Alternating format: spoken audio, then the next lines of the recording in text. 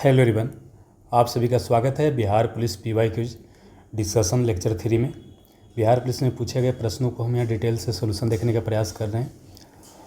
इसका अगर आपको पीडीएफ चाहिए तो 10 सिलेक्शन गुरु टेलीग्राम से प्राप्त कर सकते हैं। अगर क्यूज में भाग लेना चाहते हैं तो सिलेक्शन गुरु क्यूज में पार्टिसिपेट कर सकते हैं टेलीग्राम पर। कोई प्रश्न हो तो आप आस्क 10 सिलेक्शन गुरु टेलीग्राम पर मैसेज कर सकते हैं, यहाँ पर नंबर है, बात कर सकते हैं। और कोर्स वगैरह से जुड़ना चाहते हैं ऑनलाइन तो 10 सिलेक्शन वो एप्लीकेशन पर, और ऑफलाइन अगर जुड़ना चाहते हैं तो बाजार समिति मेन गेट पूरा पटना में।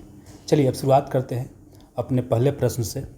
पहला प्रश्न पूछा गया है कि पर्यावरण दिवस कब मनाया जाता है। इसी को अंग्रेजी में बोलते हैं इन्वायरमेंट डे। क्या बोलते हैं? Environment day. देखिए क्या होता है कि पर्यावरण के बारे में जागरूकता फैलाने के लिए प्रत्येक वर्ष 5 जून को पर्यावरण दिवस मनाया जाता है। अब देखिए पर्यावरण दिवस मनाने का निर्णय लिया गया था आपको 1972 में लिया गया था, लेकिन पहली बार पर्यावरण दिवस मनाया कब गया तो 1973 में। देखिए कई जगह 1974 भी दे देगा, लेकिन नहीं बनाना, यही बनाना है, ऑफिशियल वेबसाइट पे ही दिया गया है। तो 1972 में निर्णय लिया गया और 73 में क्या हुआ कि पहला बार पर्यावरण दिवस मनाया जाता है। अच्छा देखिए पर्यावरण दिवस मनाया जाता है तो क्यों मनाया जाता है? पर्यावरण के बारे में जागरूकता फैलाने के लिए। ठीक है, अब समझना क्या है कि 5 जून 1972 में स्वीडन एक देश है, एक आपका बोले स्वीडन एक देश है, उसमें एक जगह है स्टॉकहोम। क्या नाम है? स्टॉकहोम। तो स्टॉकहोम में सम्मेलन किया गया। स्टॉकहोम में क्या किया गया? सम्मेलन किया गया। इसी को बोल सकते हैं यूनाइटेड, इसी को बोल सकते हैं यूनाइटेड। एक क्वेश्चन पूछता है United nation conference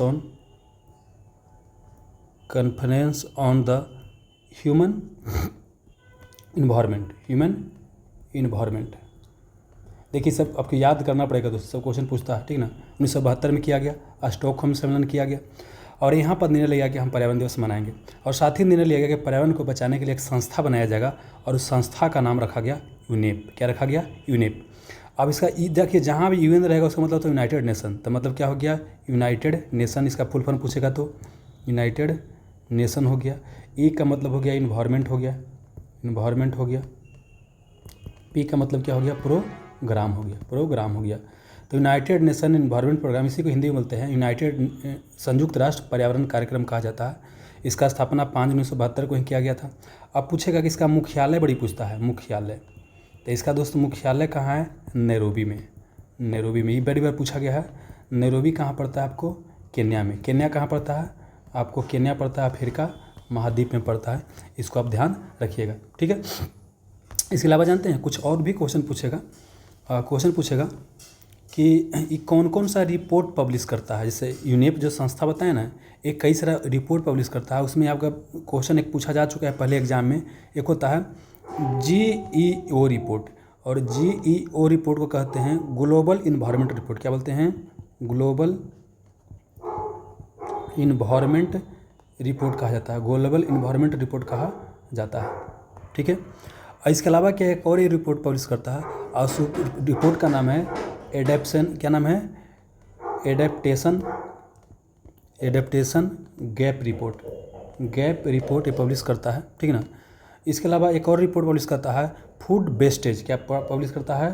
food wastage index publish करता है। तो क्या क्या याद करना है? ग्लोबल इन्वायरमेंट रिपोर्ट पब्लिश करता है, और फिर क्या बोले global adaptation gap report publish करता है, और फूड वेस्टेज रिपोर्ट पब्लिश करता है, इंडेक्स पब्लिश करता है। हो गया। तो बोलिए क्या हो जाए? 5 जून हो जाएगा। अब 21 जून को क्या मनाया जाता है? तो 21 जून को आपको इंटरनेशनल योगा डे मनाया जाता है, ठीक है। अब समझना क्या है कि 2014 में निर्णय लिया गया था कि मनाया जाएगा। अब पहला बार 21 जून 2015 में आपको योगा दिवस मनाया गया था। भारत के सहयोग से यूनाइटेड नेशन ने योगा डे मनाने का निर्णय लिया था, है ना। अब देखिए इसके अलावा देखिएगा एक और क्वेश्चन छूट गया। तो जानते हैं कि पहला बार जो 1973 में आपको इन्वायरमेंट डे मनाया गया था ना, उसका थीम क्या था? Only one earth. इसी को हिंदी में बोल सकते हैं केवल एक पृथ्वी। इसका थीम था। ये क्वेश्चन पूछा जा चुका है, इसको ध्यान रखिएगा, ठीक है। अब आते हैं कि 20 जून को क्या मनाया जाता है? तो 20 जून को मनाया जाता है वर्ल्ड रिफ्यूजी डे। इसी को बोलते हैं विश्व शरणार्थी दिवस इसे कहा जाता है, ठीक है। अब 29 जून की बात करते हैं। तो इस दिन क्या मनाते हैं? नेशनल इस दिन मनाते हैं नेशनल स्टेटिस्टिक्स डे मनाया जाता है, ठीक ना। इसी को बोलते हैं केंद्रीय सांख्यिकी डे मनाया जाता है। आपने पीसी महालनोबिस का नाम सुना होगा, इनका पूरा नाम है प्रशांत चंद्रा महालनोबिस, है ना। पीसी महालनोबिस का आपने नाम सुना होगा कि हमारा यहाँ जो सेकंड जो पंचवर्षीय आया था, सेकंड जो 5 ईयर प्लान आया था, तो इन्हीं के मॉडल पर आया था। इतना इनसे पता होना आपको चाहिए था, ठीक है। अब चलते हैं आगे। जंग लगने पर लोहा की कील के भार पर क्या प्रभाव पड़ता है। देखिए ई क्या है, आपको आयरन है, और अगर लोहा को क्या करते हैं कि बाहर में छोड़ देते हैं, तो बाहर में क्या है, नमी मतलब क्या है, इसकी हवा में क्या होता है, थोड़ा सा नमी मतलब होता है, पानी होता है, प्लस क्या है कि हवा में क्या है, ऑक्सीजन है। इस साथ मिल कर ये क्या बनाता है, Fe2O3 H2O बना लेता है, ठीक है। इसी को बोलते हैं क्या, आयरन ऑक्साइड। क्या बोलते हैं, आयरन ऑक्साइड बना लेता है, आयरन ऑक्साइड बना लेता है, ठीक ना। अच्छा, इसको नाम पूछेगा तो इसका नाम होता है फेरिक ऑक्साइड। क्या होता है आपको, फेरिक ऑक्साइड होता है, फेरिक ऑक्साइड होता है, ठीक है। अब देखिए क्या है कि आयरन पहले से था, इससे साथ ऑक्सीजन जुड़ गया, ठीक ना, तो ये बन गया क्या आपको, आयरन ऑक्साइड। इसी को बोलते हैं जंग, इसी को क्या बोलते हैं कि जंग बोलते हैं, इसी को बोलते हैं रस्ट बोलते हैं। अब देखिए लोहा में जब जंग लगता है ना, तो देखिए क्या होता है, उसका भार क्या होता है, बढ़ता है, भार क्या होता है, बढ़ता है, ठीक है। अब देखिए क्या है कि हम, अच्छा लोहा में जंग लगना ये कौन सा प्रक्रिया है, तो कुछ ये ऑक्सीडेशन प्रक्रिया है। इसी को ऑक्सीकरण बोलते हैं, ऑक्सीकरण की प्रक्रिया है। कैसे, जब कोई चीज़ का ऑक्सीजन के साथ संयोग होता है तो उसे ऑक्सीकरण का प्रक्रिया कहा जाता है। जैसे भोजन पचता है ना, तो भोजन भी पचना क्या होता है, ऑक्सीकरण का ही क्रिया होता है। दहन की अगर बात करते हैं, दहन की बात करते हैं या भोजन का पचना बोलेगा, ये सभी क्या है आपको ऑक्सीकरण अभिक्रिया ही होता है, इसको आप ध्यान रखिएगा, ठीक है। अब यहाँ पर समझना क्या है कि लोहा पर जंग लग रहा है, जंग लगने से भार बढ़ जा रहा है। अब प्लस के बाद में जंग क्या होता है, आपको छूटता है तो लोहा क्या होता है, आपको खराब हो जाता है। अब हम चाहते हैं कि लोहा के ऊपर जंग ना लगे, तो लोहा के ऊपर जंग न लगे इसका कई काम कर सकते हैं। एक तो क्या है कि जो लोहा है इसको ऊपर क्या कर सकते हैं, पेंट कर सकते हैं। क्या कर सकते हैं, पेंट। देखते हैं हमारे यहाँ क्या होता है, दीपावली वगैरह में क्या पेंट किया जाता है, एक तो पेंट कर सकते हैं, एक क्या इसके ऊपर क्या कर सकते हैं, पॉलिश लगा सकते हैं, ये सब तरीका है। लेकिन एक और तरीका है कि आयरन जो है ना, इसमें क्या करते हैं, जिंक मतलब क्या होता है आपको, जस्ता का क्या करते हैं, लेप लगा देते हैं, जस्ता का पतला परत चढ़ा देते हैं ताकि इसके ऊपर जंग ना लगे। और इसी जस्ता को लेप लगाने की प्रक्रिया को बोलते हैं जस्तीकरण। क्या बोलते हैं, जस्तीकरण बोलते हैं। इसी को बोलते हैं गैल्वेनाइजेशन बोलते हैं।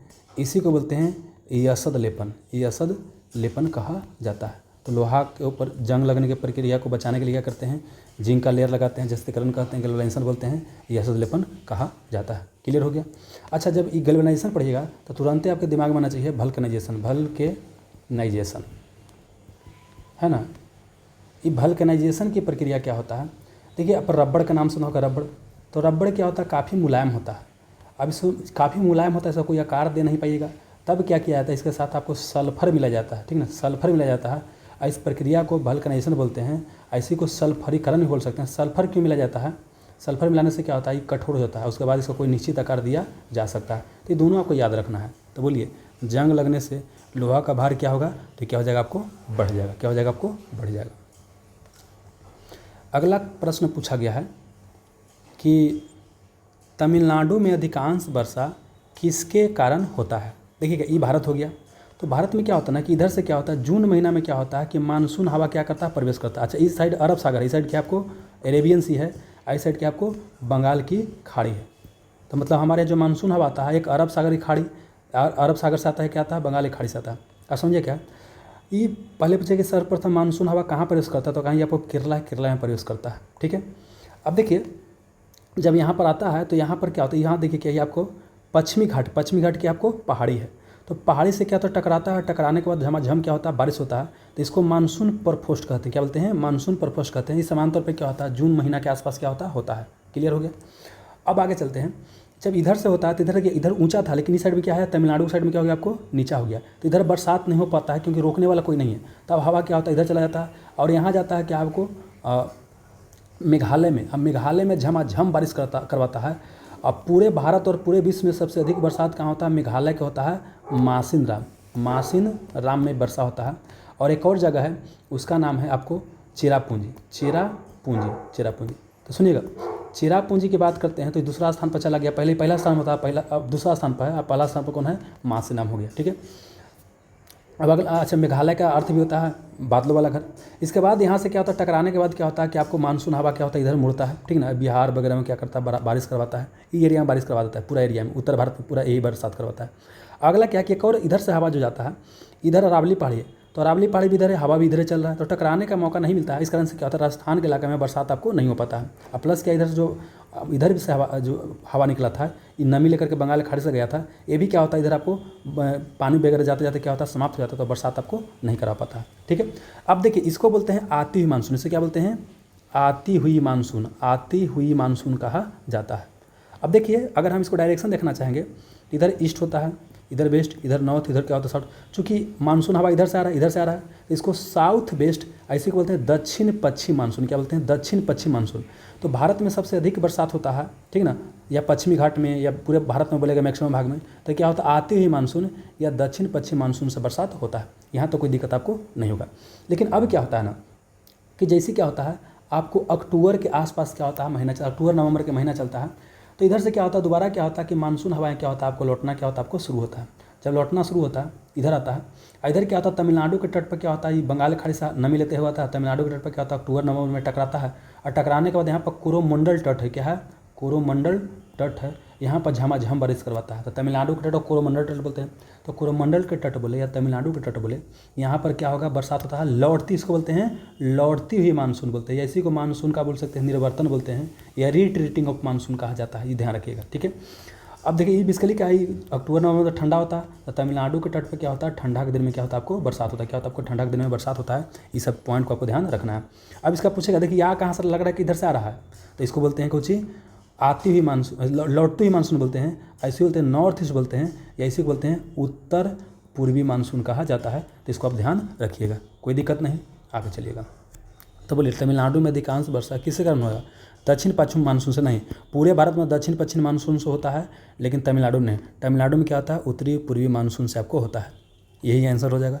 मानसून का प्रकोष्ठ क्या होता है, बता चुके हैं कि जब मानसून हवाएं हमारे भारत में जब पश्चिमी घाट में इंटर करता है, झमाझम बारिश करवाता है, इस घटना को मानसून प्रकोष्ठ कहा जाता है। पश्चिमी विक्षोभ क्या होता है, देखिए ठंडा के दिन में क्या होता है कि इधर से ये आपको भूमध्य सागर हो गया, मेडिटेरियन सी हो गया, यहाँ से क्या होता है कि पश्चिम साइड से क्या होता है, हवा चलता है, ठंडा के दिन में क्या करता है, भारत में बरसात करवाता है।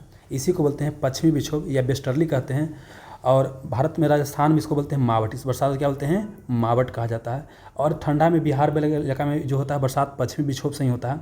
और ये क्या होता है कि जो रबी फसल होता है ना, उसके लिए क्या होता है, महत्वपूर्ण होता है। इसको आप ध्यान रखिएगा। चलिए, अच्छा, एक पूछता है कि पश्चिमी विक्षोभ से जो हमारे यहाँ बरसात होता है, ये अपना नमी कहाँ से लेकर के आता है, तो नमी कहाँ से लेकर, भूमध्य सागर या मेडिटेरियन से लेकर के आता है। इसको ध्यान रखिएगा। क्लियर हो गया। चलिए, अब अगला पूछा गया है कि ऑपरेशन जो फ्लड होता है, इसका संबंध किससे है। देखिए, ऑपरेशन फ्लड जो है ना, ये क्या है, आपको दूध से संबंधित है। दूध के उत्पादन बढ़ाने के लिए ऑपरेशन फ्लड शुरू किया गया था। सर्वप्रथम कहानी क्या है कि 1965 में क्या किया गया, नेशनल डेयरी डेवलपमेंट बोर्ड की स्थापना, NDDB, national dairy development board की स्थापना किया गया। इस किसके नेतृत्व में, वर्गीज कुरियन के नेतृत्व में किया गया, ठीक ना। और यही नेशनल डेयरी डेवलपमेंट बोर्ड बाद में क्या किया कि 1970 में क्या किया, आपको एक प्रोग्राम लॉन्च किया जिसका नाम था ऑपरेशन फ्लड, है ना। इसको आप डेट पूरा याद करना चाहिए, 13 जनवरी, हालांकि ये याद करने की आवश्यकता है नहीं पूछता है, 1970 पूछा गया, बड़ी बार पूछा गया कि ऑपरेशन फ्लड कब लॉन्च किया गया था, 1970 में लॉन्च किया गया था। इसका उद्देश्य क्या था, दूध का उत्पादन बढ़ाना। और देखते देखते भारत में क्या हो गया, दूध का उत्पादन काफ़ी ज़्यादा हो गया, आपको बढ़ गया। और जो कि पहले US दूध उत्पादन में सबसे आगे था, भारत क्या हो गया, इंडिया क्या हो गया, नंबर 1 पर हो गया। तो वर्तमान में भी इंडिया क्या है, नंबर 1 पर दूध उत्पादन में है। यही वर्गीज कुरियन के नेतृत्व में शुरू किया गया।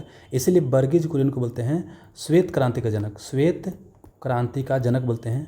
अब देखिए, श्वेत क्रांति को मिलते अंग्रेजी बोलते हैं व्हाइट रेवोल्यूशन, क्या बोलते हैं, व्हाइट रेवोल्यूशन कहा जाता है, व्हाइट रेवोल्यूशन कहा जाता है। दूध का रंग उजला होता है तो श्वेत क्रांति। देखिए, श्वेत क्रांति बोले, ऑपरेशन फ्लड बोले, है ना, व्हाइट रेवोल्यूशन बोले, सब का मतलब क्या है, आपको दूध की क्रांति से। यहाँ तो इसका जनक किसे बोलते हैं, वर्गीज कुरियन को बोलते हैं। तो हमारा आंसर हो जाएगा दूध उत्पादन। अब अनाज उत्पादन की बात करते हैं, तो अनाज उत्पादन के लिए क्या है, आपको ग्रीन रेवोल्यूशन, इसको बोलते हैं, हिंदी में बोलते हैं हरित क्रांति, इसी को बोलते हैं ग्रीन रेवोल्यूशन। क्या बोलते हैं, ग्रीन रेवोल्यूशन कहते हैं। अब देखिए क्या है कि विश्व में हरित क्रांति का अगर जनक पूछेगा तो नॉर्मल बोरलॉग, क्या बोलते हैं, नॉर्मल बोरलॉग की बात करते हैं। लेकिन अगर भारत में हरित क्रांति का जनक पूछेगा तो MS स्वामीनाथन हो जाएगा। विश्व में नॉर्मल बोल लोग भारत में एम.एस. स्वामीनाथन को हरित क्रांति का जनक कहा जाता है। इसका संबंध किससे है? खाद्यान्न का उत्पादन से, खाद्यान्न या अनाज का उत्पादन से हो जाएगा। अब अंडा उत्पादन की बात करते हैं तो आपने सुना होगा सिल्वर रेवोल्यूशन। क्या सुना होगा आपको? Silver revolution. सिल्वर रेवोल्यूशन इसी को हिंदी में बोलते हैं आपको रजत क्रांति। रजत क्रांति, तो रजत क्रांति का संबंध किससे? सिल्वर रेवोल्यूशन से। लेकिन इसी में फाइबर शब्द अगर जोड़ देगा, क्या जोड़ देगा? फाइबर शब्द जोड़ देगा, सिल्वर फाइबर। क्या जोड़ देगा आपको? सिल्वर फाइबर जोड़ देगा। इसी को बोल सकते हैं आपको रजत रेशेदार, रजत रेशेदार क्रांति। तो क्या हो जाएगा आपको? कपास के उत्पादन से क्या हो जाएगा? आपको संबंधित हो जाएगा। देखिए सिल्वर का रंग उजला होता है ना, अंडा का रंग भी उजला होता है, तो सिल्वर रेवोल्यूशन अंडा हो जाएगा। लेकिन अब देखते हैं कपास जो होता है ना, कॉटन, कॉटन जिसको बोलते हैं, काली मिट्टी में कॉटन पाया जाता है, ठीक ना, उजला उजला होता है। तो कॉटन भी क्या है आपको? उजला होता है, रेशा होता है, तो इसलिए इसको रजत रेशेदार बोलते हैं, सिल्वर फाइबर बोलते हैं। हो गया। अब आते हैं तो कपास उत्पादन क्या हो जाएगा आपको? सिल्वर फाइबर हो जाएगा। अब जानते हैं एक और क्वेश्चन पूछेगा, ये बड़ी पूछता है, एक पूछेगा गोल्डन रेवोल्यूशन पूछेगा, गोल्डन रेवोल्यूशन पूछेगा। एक पूछता है दोस्त आपको golden fibre revolution. Golden revolution को अंग्रेजी में क्या बोलेंगे? जैसे अंग्रेजी में बोलेंगे आपको क्या बोलेंगे? स्वर्ण क्रांति। क्या बोलेंगे आपको? स्वर्ण क्रांति बोलेंगे। तो जानते हैं अगर ये क्वेश्चन पूछेगा कि गोल्डन रेवोल्यूशन का संबंध किससे है, तो दो चीज़ है। एक तो क्या कि आपको हनी मतलब क्या हो गया? जो मधुमक्खी होता है ना, मधुमक्खी वगैरह है ना, उसका। और इसके अलावा हॉर्टिकल्चर। क्या बोले? हॉर्टिकल्चर, हनी और हॉर्टिकल्चर हो गया। और गोल्डन फाइबर बोलेगा ना, तो जूट या जो पटसन होता है ना, जूट या जो आपका पटसन होता है, पटसन, ठीक ना, उससे क्या आपको गोल्डन फाइबर है, इसको आप ध्यान रखिएगा। क्लियर है? तो आंसर हो जाएगा ऑपरेशन फ्लड, दूध उत्पादन हो जाएगा दोस्त। बढ़ा जाए आगे। यहाँ पर क्वेश्चन पूछा गया है कि सर्वात्रिक जो गुरुत्वीय नियतांक है, इसको अंग्रेजी में बोलते हैं यूनिवर्सल ग्रेविटेशनल कांस्टेंट, ठीक ना। इसका वैल्यू क्या होता है? जैसे नाम है कांस्टेंट, तो कभी भी नहीं बदलता है, इसका वैल्यू जितना रहेगा उतना ही हमेशा रहता है। तो ये बोलता है कि यूनिवर्सल ग्रेविटेशनल कांस्टेंट जो होता है, इसको प्रयोगात्मक रूप से निर्धारण करने वाला पहला व्यक्ति कौन था? तो ये बेसिकली क्या है आपको? Henry Cavendish. कौन? हेनरी कैवेंडिश हो जाएगा। अब इससे पहले कंसेप्ट समझ लेते एक्चुअली है क्या। देखिए क्या है कि ब्रह्मांड में क्या है, कई सारा ब्रह्मांड में जितना भी वस्तु है सब के बीच क्या है? एक फोर्स लगता है, और उसी फोर्स को बोलते हैं आपको ग्रेविटेशनल फोर्स। क्या बोलते हैं? ग्रेविटेशनल फोर्स कहा जाता है, ग्रेविटेशनल फोर्स कहा जाता है। इसी को बोलते हैं गुरुत्वाकर्षण बल। क्या बोलते हैं? गुरुत्वाकर्षण बल कहा जाता है। और गुरुत्वाकर्षण बल क्या है? हमेशा अट्रैक्शन का बल होता है, अट्रैक्शन का बल होता है, माने आकर्षण का बल होता है। और ये बहुत ही वीक फोर्स है। पूछेगा कैसा फोर्स है? बहुत ही कमज़ोर फोर्स है। अब देखिए जो ग्रेविटेशन का जो नियम दिया है, ये कौन दिया है? न्यूटन। बोलेगा ग्रेविटेशन का नियम कौन दिया है? या यूनिवर्सल ग्रेविटेशनल लॉ किसने दिया है? तो न्यूटन। लेकिन यूनिवर्सल ग्रेविटेशनल कांस्टेंट शब्द का इस्तेमाल करेगा तो हेनरी कैवेंडिश दिया है। समझा देते हैं। देखिए क्या बोले कि दो वस्तु है, एक वस्तु ये है, एक वस्तु बी है, एक ये है, एक आपका बी है, ठीक है ना। और इसका द्रव्यमान m1 है, इसका द्रव्यमान क्या है आपको? m2 है, m1 m2। ये दोनों के बीच डिस्टेंस क्या आपको r है। तो यहाँ पर बोलता है कि F is directly proportional to m1 m2 by क्या होता है आपको? r² होता है। मतलब कि अगर जो ग्रेविटेशनल फोर्स होता है द्रव्यमान के गुणनफल के समानुपाती होता है। द्रव्यमान बढ़ेगा तो बल बढ़ेगा, और डिस्टेंस के बहुत अनुपाती होता है। अगर डिस्टेंस बढ़ेगा तो आपको बल क्या होगा? आपको घटेगा। और डिस्टेंस अगर घटेगा तो बल क्या होगा? बढ़ेगा। और डिस्टेंस घटेगा तो बल बढ़ेगा, और डिस्टेंस अगर बढ़ेगा तो बल क्या होगा? आपको कमेगा। उल्टा संबंध है, ये आपको ध्यान रखना है, ठीक है। तो यह जो नियम है ना, यही क्या है आपको? यूनिवर्सल ग्रेविटेशनल कांस्टेंट, यही क्या है? गुरुत्वाकर्षण का नियम है। अब समझिए यही जब कांस्टेंट टर्म हटता है तो इसके बराबर क्या आता है? एफ बराबर जी m1 m2 बाई r²। यही जो जी होता है, बड़ी जी, इसी को यूनिवर्सल ग्रेविटेशनल कांस्टेंट कहा जाता है, ठीक है। और यूनिवर्सल ग्रेविटेशनल कांस्टेंट होता है, इसका पूछता है वैल्यू कितना होता है? तो वैल्यू कितना होता है? 6.67 × 10⁻⁻11। अब इसका मात्रक पूछेगा तो मात्रक निकालने के लिए क्या करेंगे? जी को इधर छोड़ देते हैं, इधर ले जाते हैं, तो एफ × r² m1 m2। तो बल का हो जाएगा न्यूटन, आर का हो जाएगा मीटर², ठीक ना। और यहाँ केजी, यहाँ m1 kg है, m2 kg है, तो kg का स्क्वायर हो जाएगा। तो इसी को बोलेंगे न्यूटन मीटर² प्रति kg²। तो यहाँ लिख देंगे न्यूटन मीटर² प्रति kg²। एक क्या होता है? यूनिवर्सल ग्रेविटेशनल कांस्टेंट क्या होता है? आपको मात्रक होता है, कोई दिक्कत नहीं। एक होता है आपको छोटी जी को बोलते हैं आपको एसेलरेशन ड्यू टू ग्रेविटी बोलते हैं, इसी को बोलते हैं गुरुत्वीय त्वरण बोलते हैं। इसका मान पृथ्वी पर होता है 9.8 मीटर प्रति सेकंड, उसका 9.8 मीटर प्रति सेकंड असर होता है। प्लस क्या होता है, स्थान के साथ क्या होता है, जी आपको बदल जाता है, लेकिन बड़ी जी क्या होता है, स्थान के साथ आपको नहीं बदलता, ये इसका मान हमेशा क्या होता है, आपको कांस्टेंट रहता है। तो इतना आपको ध्यान रखना था, ठीक है।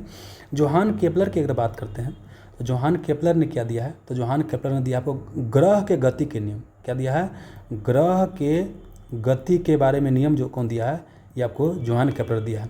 आइजैक न्यूटन की बात करते हैं, इन्होंने एक पुस्तक लिखा था प्रिंसिपिया नामक एक पुस्तक लिखा था, ठीक ना। इन्होंने क्या किया था, इसमें गति के नियम दिया था, गति के 3 नियम इन्होंने दिया था।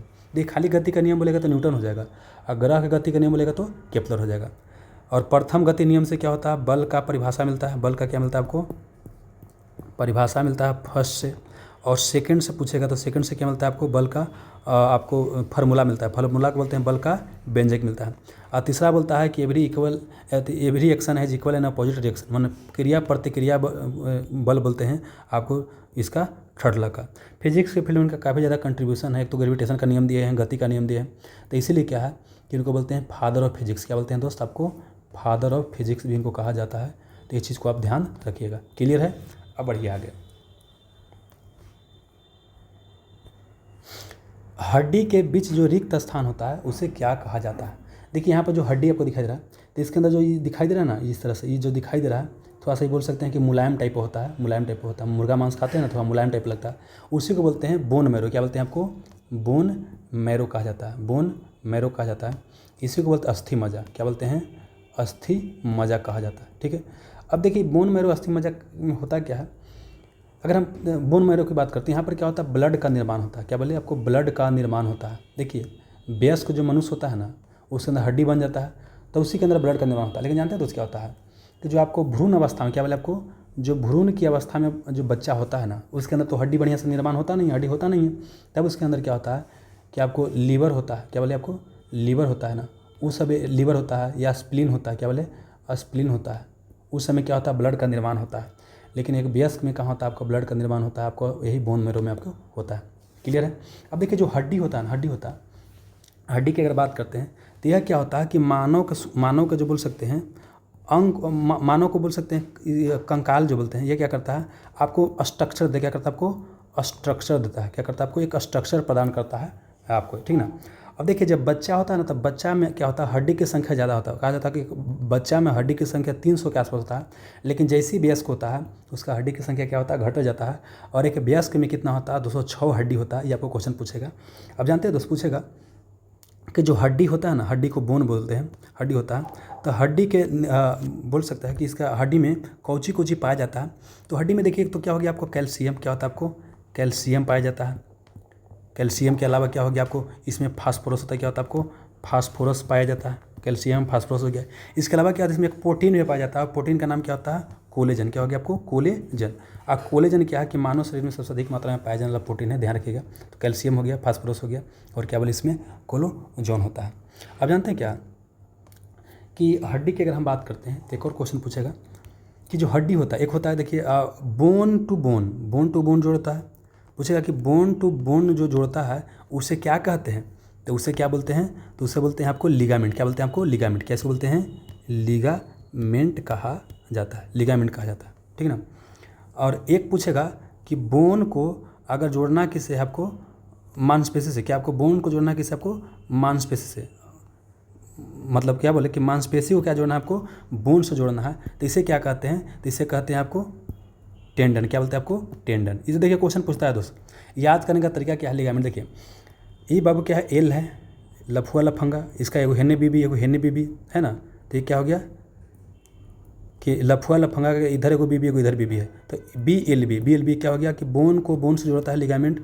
और ए में टीबी याद कर लीजिए कि जो मांसपेशी होता है उसको कौन जोड़ता है, आपको बोन से जोड़ता है, तो उसको क्या बोलते हैं, टेंडन कहते हैं। ये दोनों क्वेश्चन बड़ी पूछता है, इसको आप ध्यान रखिएगा। मानव शरीर में अगर सबसे बड़ा हड्डी की बात करते हैं ना, तो फीमर कौन होता है, आपको फीमर होता है। ये आपको पाया जाता है जांघ में पाया जाता है। और सबसे छोटा हड्डी होता है स्टेपिस होता है। ये कहाँ पाया जाता है, कान में। और सबसे मजबूत हड्डी बोलेगा तो क्या होता है, जो नीचे वाला जबड़ा होता है, नीचे वाला जो जबड़ा होता है उसे क्या बोलते हैं, सबसे क्या होता है आपको मजबूत हड्डी होता है।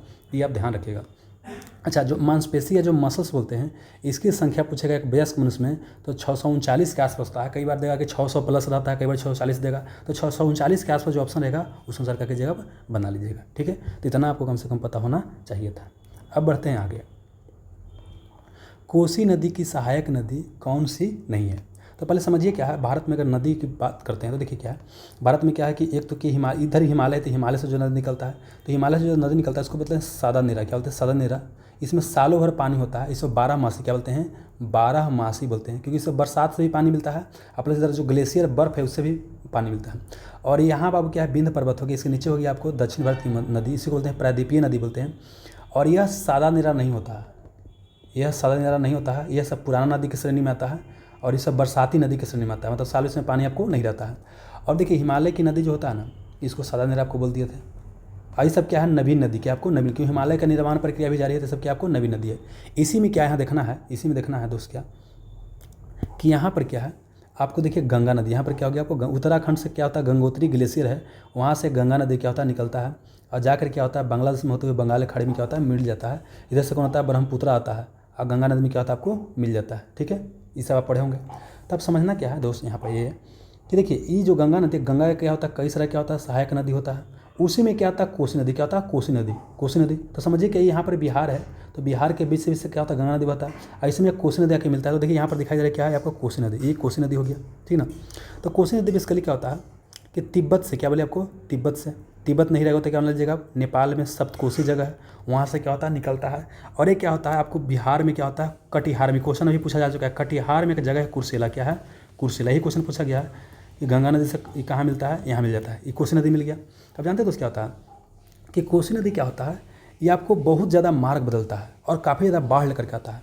तो इसको बोलते हैं कि सबसे अधिक मार्ग बदलने वाले, क्या बोलते हैं कि सबसे अधिक मार्ग बदलने वाली नदी है। मार्ग क्या करता है आपको बदलता है। प्लस क्या है कि यह क्या है कि बहुत बाढ़ लेकर के आता है, आपको बाढ़ लेकर के आता है। अब चूँकि बाढ़ लेकर के आता है, जान माल सबकी क्षति होता है, तो इसे बोलते हैं बिहार का शोक। क्या बोलते हैं? बिहार का इसे शोक कहा जाता है। इसी को बोलते हैं सैरो ऑफ बिहार। क्या बोलते हैं? सैरो ऑफ बिहार बोलते हैं। अब देखिए कुछ और जान लीजिए, बिहार का शोक बोलते हैं आपको कोसी नदी को। अगर बंगाल का बोलेगा, बंगाल का शोक बोलेगा तो बंगाल का शोक किसे बोलते हैं? दामोदर को बोलते हैं। उड़ीसा का अगर शोक बोलेगा तो उड़ीसा का शोक बोलते हैं महानदी। क्या बोलते हैं आपको? महानदी को बोलते हैं। अगर आप सब क्वेश्चन पूछ दें चीन का शोक, चीन का शोक बोलते हैं तो क्या बोलते हैं? हांगो। ये चारों क्वेश्चन पूछता है, चीन का शोक बोलते हैं हांगो नदी को कहा जाता है। क्लियर हो गया। उत्तर बिहार हमारे यहाँ बाढ़ के लिए प्रसिद्ध है, दक्षिण बिहार के आपको सूखा के लिए प्रसिद्ध है। यहाँ तक क्लियर हो गया। अब बोलता है कि जो नदी है तो मेन नदी के अगल बगल से कोई नदी मिल जाता है उसे बोलते हैं सहायक नदी। जैसे गंगा नदी में क्या हो गया, कोसी मिल गया तो कोसी गंगा के सहायक हो गया। लेकिन अब कोसी में भी क्या होता है, कई सारा नदी अगर मिल जाता है तो कोसी के सहायक नदी पूछता है। तो समझिए पिक्चर को देखिए बाबू, क्या है यहाँ पिक्चर देखिए, ये क्या है देखिए यहाँ पर देखिए, ये क्या आपको दिखाई दे रहा है कि यहाँ पर देखिए कोसी नदी क्या हो गया, कोसी नदी हो गई। क्या आपको कोसी नदी आ गया। और इसमें देखिए एक तो क्या हो गया, तैमूर नदी हो गया। क्या हो गया? तैमूर नदी हो गया। यहाँ पर आपको क्या दिखाई देगा, अरुण नदी। और यहाँ देखिए एक अरुण परियोजना है, अरुण परियोजना बोलेगा या कोसी परियोजना बोलेगा ना, कोसी परियोजना। एक क्या है भारत और नेपाल के बीच, क्या भारत और नेपाल का संयुक्त परियोजना। ये क्वेश्चन पूछा गया कि अरुण परियोजना किसके बीच है, भारत और नेपाल के बीच है। इसके अलावा यहाँ क्या है, सन कोसी देखिए, दूध कोसी हो गया, लिखु कोसी हो गया, है ना, तमक कोसी हो गया। ये क्या है, इसका आपको सहायक नदी हो गया। किसका? कोसी का आपको सहायक नदी हो गया। कोई दिक्कत नहीं, ठीक है ना। अब यही चीज़ यहाँ पर क्या है कि देखिए बेसिकली क्या है कि ये क्या है आपको कोसी नदी है ना। उसके बाद यहाँ से बहते हुए कहाँ था आपको बिहार में आता है, नेपाल में भी बहता है। अगर रहेगा देखिए कई बार देगा कि तिब्बत में भी, ठीक ना। अगर तिब्बत नहीं रहेगा तो क्या है नेपाल के क्या होता है सप्तकोशी से निकलता है। या कोसी बोले, कोसी को नेपाल में क्या बोलते हैं, सप्तकोशी कहा जाता है। कोई दिक्कत नहीं। तो बोलिए कोसी नदी की सहायक नदी कौन सी आपको नहीं है। तो देखिए अभी क्या बताएं कि तमूर कोसी तो आपको दिखाई दिए कि देखिए आपको तमूर कोसी है ना। और प्लस क्या अरुण भी बताइए दिए, और सप्त कोसी तो बोलिए नहीं किसको कोस बोलते हैं। तब बच कौन गया, शारदा। तो शारदा नदी कहाँ कहानी है देखिए, ये क्या है नेपाल है। तो यहाँ पर क्या है आपका रिवर है काली नदी। क्या आपको काली नदी है। इसी काली नदी को बोलते हैं महाकाली। क्या बोलते हैं, महाकाली रिवर कहा जाता है। हुआ क्या देखिएगा 1815-16 में उस समय भारत इधर है, तो भारत पर क्या था कि ब्रिटेन का शासन था। किसका था, ब्रिटेन का शासन था। तो ब्रिटिश साहब भारत ने क्या किया, इस पर को नेपाल को पर आक्रमण किया। और यहाँ आक्रमण करने के बाद क्या हुआ, एक संधि हुआ, सुगौली की संधि क्या हुआ आपको, सुगौली की संधि हुआ। और उसके बाद क्या हुआ, यह तय हुआ कि जो काली नदी है ये भारत और नेपाल के बीच इधर क्या रहा है, देखिए ये वाला जो मेन है कि आपको बॉर्डर ओपन है, मतलब खुला है, आ सकते हैं जा सकते हैं, लेकिन यहाँ पर बोला गया कि क्या होगा, सीमा रेखा आपको रहेगा, ठीक है। और यही काली नदी और महाकाली नदी क्या बोलते हैं, शारदा, क्या बोलते हैं आपको, शारदा नदी बोलते हैं। तो बोलिए कोसी का सहायक नदी कौन है, शारदा क्या है, ये आपको नहीं है, ये आप ध्यान रखिएगा। क्लियर हो गया, तो चला जाए आगे बाबू। अब पूछता है कि घाव को भरने के लिए किस विटामिन का प्रयोग किया जाता है, घाव को भरने के लिए किस विटामिन का प्रयोग किया जाता है। तब समझना क्या कि विटामिन के बारे में पीछे भी बताया गया है कि विटामिन होता है दो तरह के, एक होता है जल में घुलनशील, वाटर में क्या घुल जाएगा, वो होता है बी और सी होता है। एक होता है जल में नहीं घुलेगा लेकिन फैट वासा में क्या हो जाएगा, घुल जाएगा, और उसे बोलते हैं केड़ा।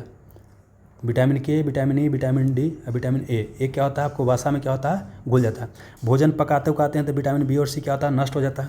और समझना क्या है कि अलग अलग विटामिन का शरीर में अलग अलग फंक्शन होता है, कई सारी बीमारी से क्या करता है, बचाता है। तो घाव अगर हो गया तो घाव भरने में कौन सा विटामिन रक्षा करता है, तो विटामिन सी जो होता है ना क्या करता है, रक्षा करता है। आप यही पढ़ेंगे विटामिन सी की कमी से क्या होता है, विटामिन सी का रासायनिक नाम पूछेगा तो एस्कोर्बिक क्या होता है, एस्कोर्बिक एसिड, एस्कोर्बिक एसिड इसे कहा जाता है। ऐसे कमी से क्या होता है कि मसूड़ा जो होता है ना, मसूड़ा वगैरह ना, उसमें क्या होता है आपको खून आने लगता है, लेकिन विटामिन सी का जब पूर्ति हो जाता है तो क्या बोलते हैं, मसूड़ा वगैरह सही हो जाता है। तो मतलब घाव को भरने में विटामिन सी क्या करता है, मदद करता है। लेकिन विटामिन के क्या बोलता है, विटामिन के भी मदद करता है, विटामिन ए भी मदद करता है, और विटामिन आपका डी भी मदद करता है, लेकिन मुख्य रूप से बोलेगा तो विटामिन सी क्या होता है, मदद करता है। तो ये हमारा हो जाएगा आंसर। अच्छा विटामिन ए सी का सोच देखिए, जो भी खाटे हैं ना, खट मीठ लगेगा ना, उस सब के अंदर क्या होता है आपको, विटामिन सी होता है। तो जैसे एग्जाम्पल के लिए क्या हो गया, नींबू हो गया है ना, संतरा हो गया, इस सब के अंदर क्या होता है आपको विटामिन सी पाया जाता है।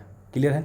अब विटामिन के की बात करते हैं, तो इसका रासायनिक नाम आपको रासायनिक नाम इसका पूछता है। देखिए जानते हैं क्या कीजिएगा, पिछले लेसन में बताएगा, सबका रासायनिक नाम पूछेगा तो एक बार रासायनिक नाम क्या कीजिएगा खुद से जरूर देख लीजिएगा। तो विटामिन के की बात करते हैं, रक्त का थक्का जमाने में मदद करता है, पिछले लेसन में बताया जा चुका है। विटामिन ए क्या होता है कि जनन क्षमता में कमी हो जाता है। अब विटामिन बी कम्प्लेक्स में कई सारा विटामिन होता है, उसमें क्या होता है, बीमन को थायमिन बोलते हैं, उसकी कमी से क्या होता है तो आपको बेरी रोग होता है, इसको आप ध्यान रखिएगा। क्लियर है, आगे चलिए। मुगल साम्राज्य की राजधानी किसके द्वारा आगरा से दिल्ली स्थानांतरित किया गया था। देखिए ये भारत हो गया, इधर से क्या हुआ कि मुगलों ने आक्रमण किया, 1526 में क्या हुआ कि भारत पर आक्रमण किया गया। उसमें क्या था कि मुगल किसके नेतृत्व में आया था, बाबर के नेतृत्व में आया था। और यहाँ भारत में क्या था, लोधी वंश का शासक था, लोधी वंश। और लोधी वंश का कौन था, इब्राहिम लोधी। कौन था आपको, इब्राहिम लोधी कौन था आपको, शासक था, इब्राहिम लोधी शासक था। तो इब्राहिम लोधी को क्या किया, बाबर का किया, हरा दिया। हराने के बाद भारत में क्या किया, मुगल वंश की स्थापना किया 1526 में, ठीक है।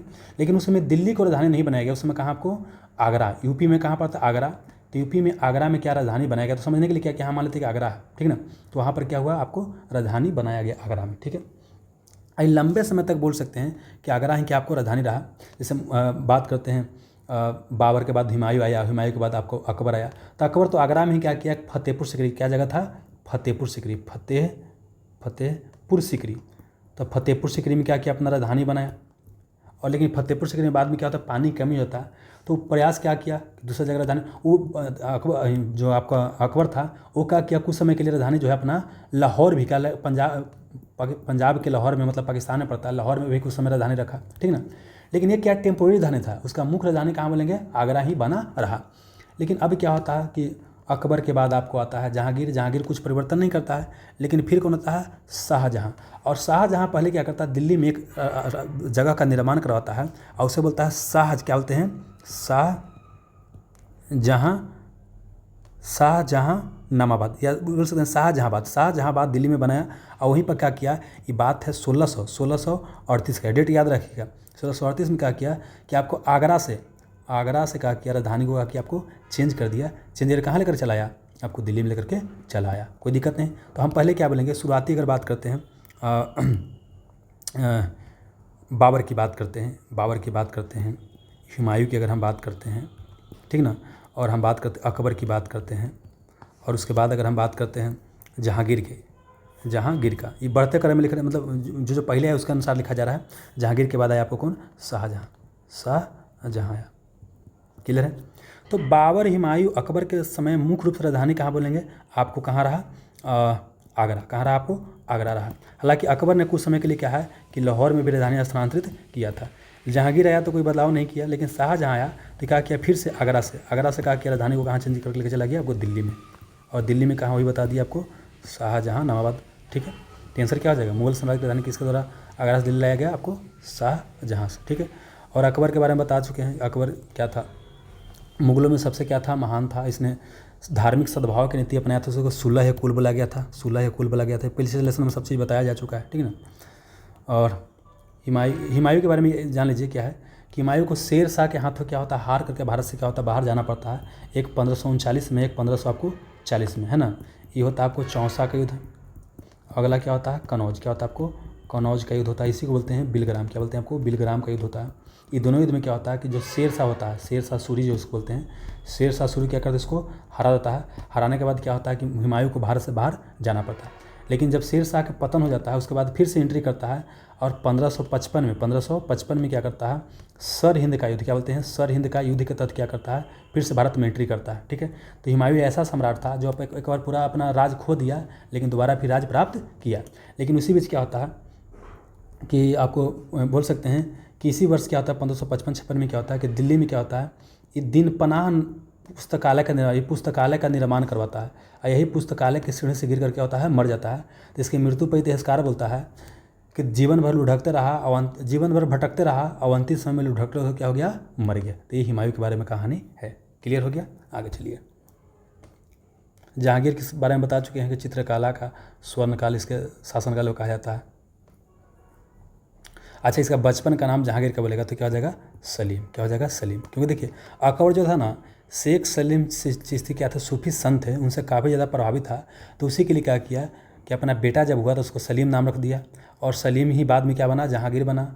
और सलीम और अनारकली का प्रेम कहानी भी जरूर सुने होंगे। ठीक ना। चलिए, अब अगला क्वेश्चन पूछा गया है कि बिहार में जो उर्वरक कारखाना है, उर्वरक कारखाना मतलब क्या होता है आपको, फर्टिलाइज़र होता है, फर्टिलाइज़र का कारखाना होता है। एक जानते हैं दोस्त क्या होता है, एक होता है कंपोस्ट होता है, एक होता है आपको खाद, इसको बोलते हैं खाद बोलते हैं, एक होता है फर्टिलाइज़र। तो कंपोस्ट होता है ना, ये क्या होता है आपको, नेचुरल मतलब बोल सकते हैं क्या, जनरली हमारे घर में जो मान लीजिए राख होता है, गनौरा हो गया, पेड़ पौधा का जो पत्ती हो गया, वो सब बनता है, उसे क्या बोलते हैं, कंपोस्ट बोलते हैं। ठीक ना। लॉन्ग टर्म में क्या होता है, भूमि के लिए क्या होता है आपको, अच्छा माना जाता है कंपोस्ट। उर्वरक क्या होता है कि शॉर्ट टर्म के लिए तो अच्छा है, लेकिन लॉन्ग टर्म में भूमि को क्या करता है, खराब करता है।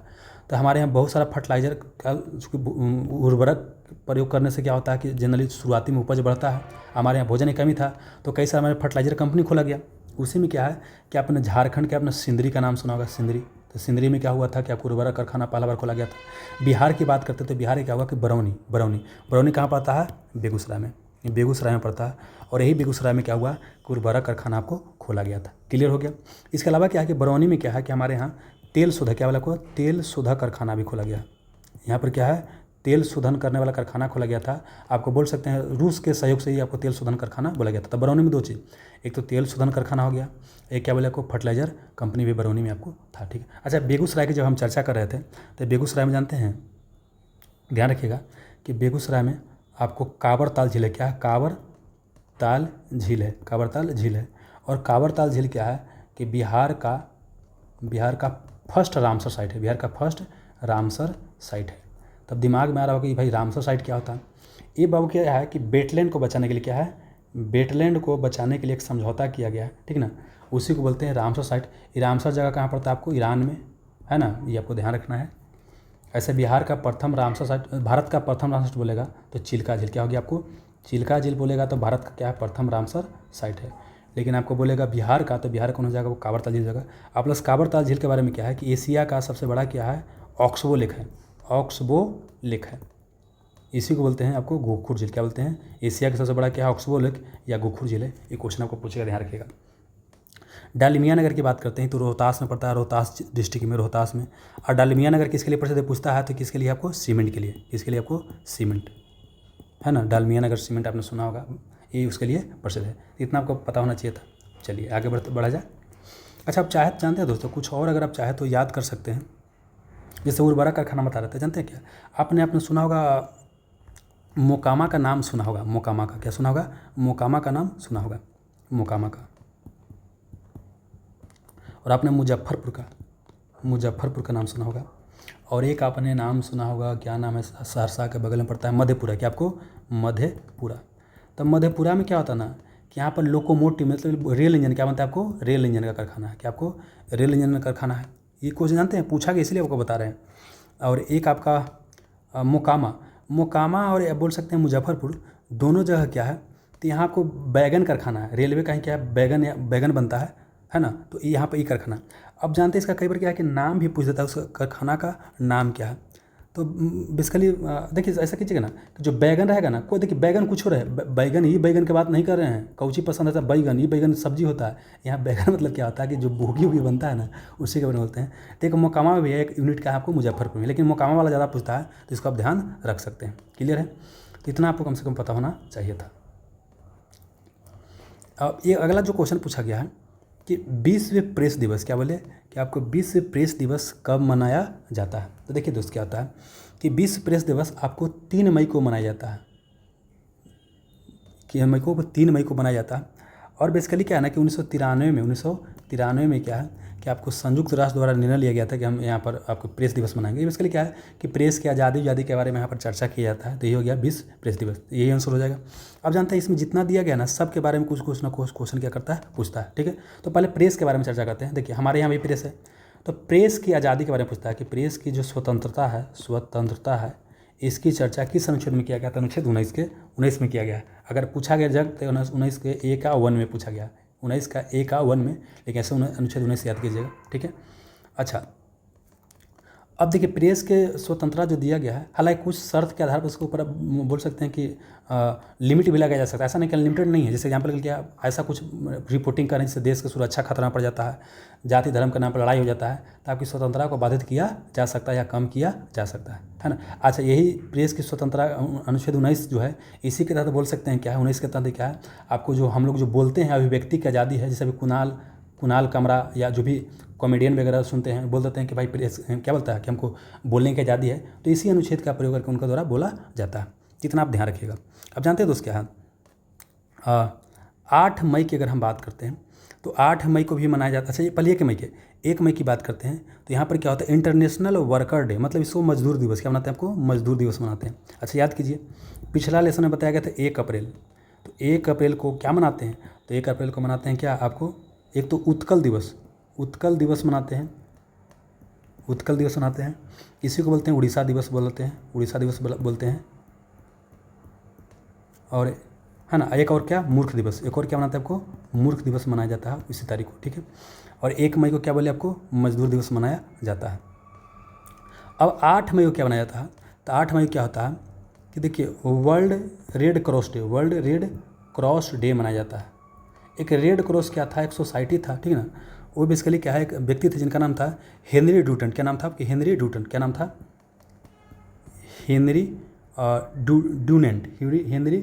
ड्यूनेंट। नम्बे लोग टेढ़ रहता है बाबू, तो हेनरी ड्यूनेंट करके नाम था। तो 8 मई को ही क्या किए थे, आपको रेड क्रॉस सोसाइटी की स्थापना किए थे, तो वर्ल्ड रेड क्रॉस डे मनाया जाता है। क्लियर हो गया है ना। अब जैसा हाँ 12 मई को क्या मनाया जाता है, हाँ 12 मई को मनाया जाता है नर्स डे। क्या आपको, नर्स डे, 12 मई को इंटरनेशनल नर्स डे मनाया जाता है। ये सब देखिए क्वेश्चन पूछा गया, इसलिए आपको बता रहे हैं, सब याद करना पड़ेगा दोस्त। अब आइए,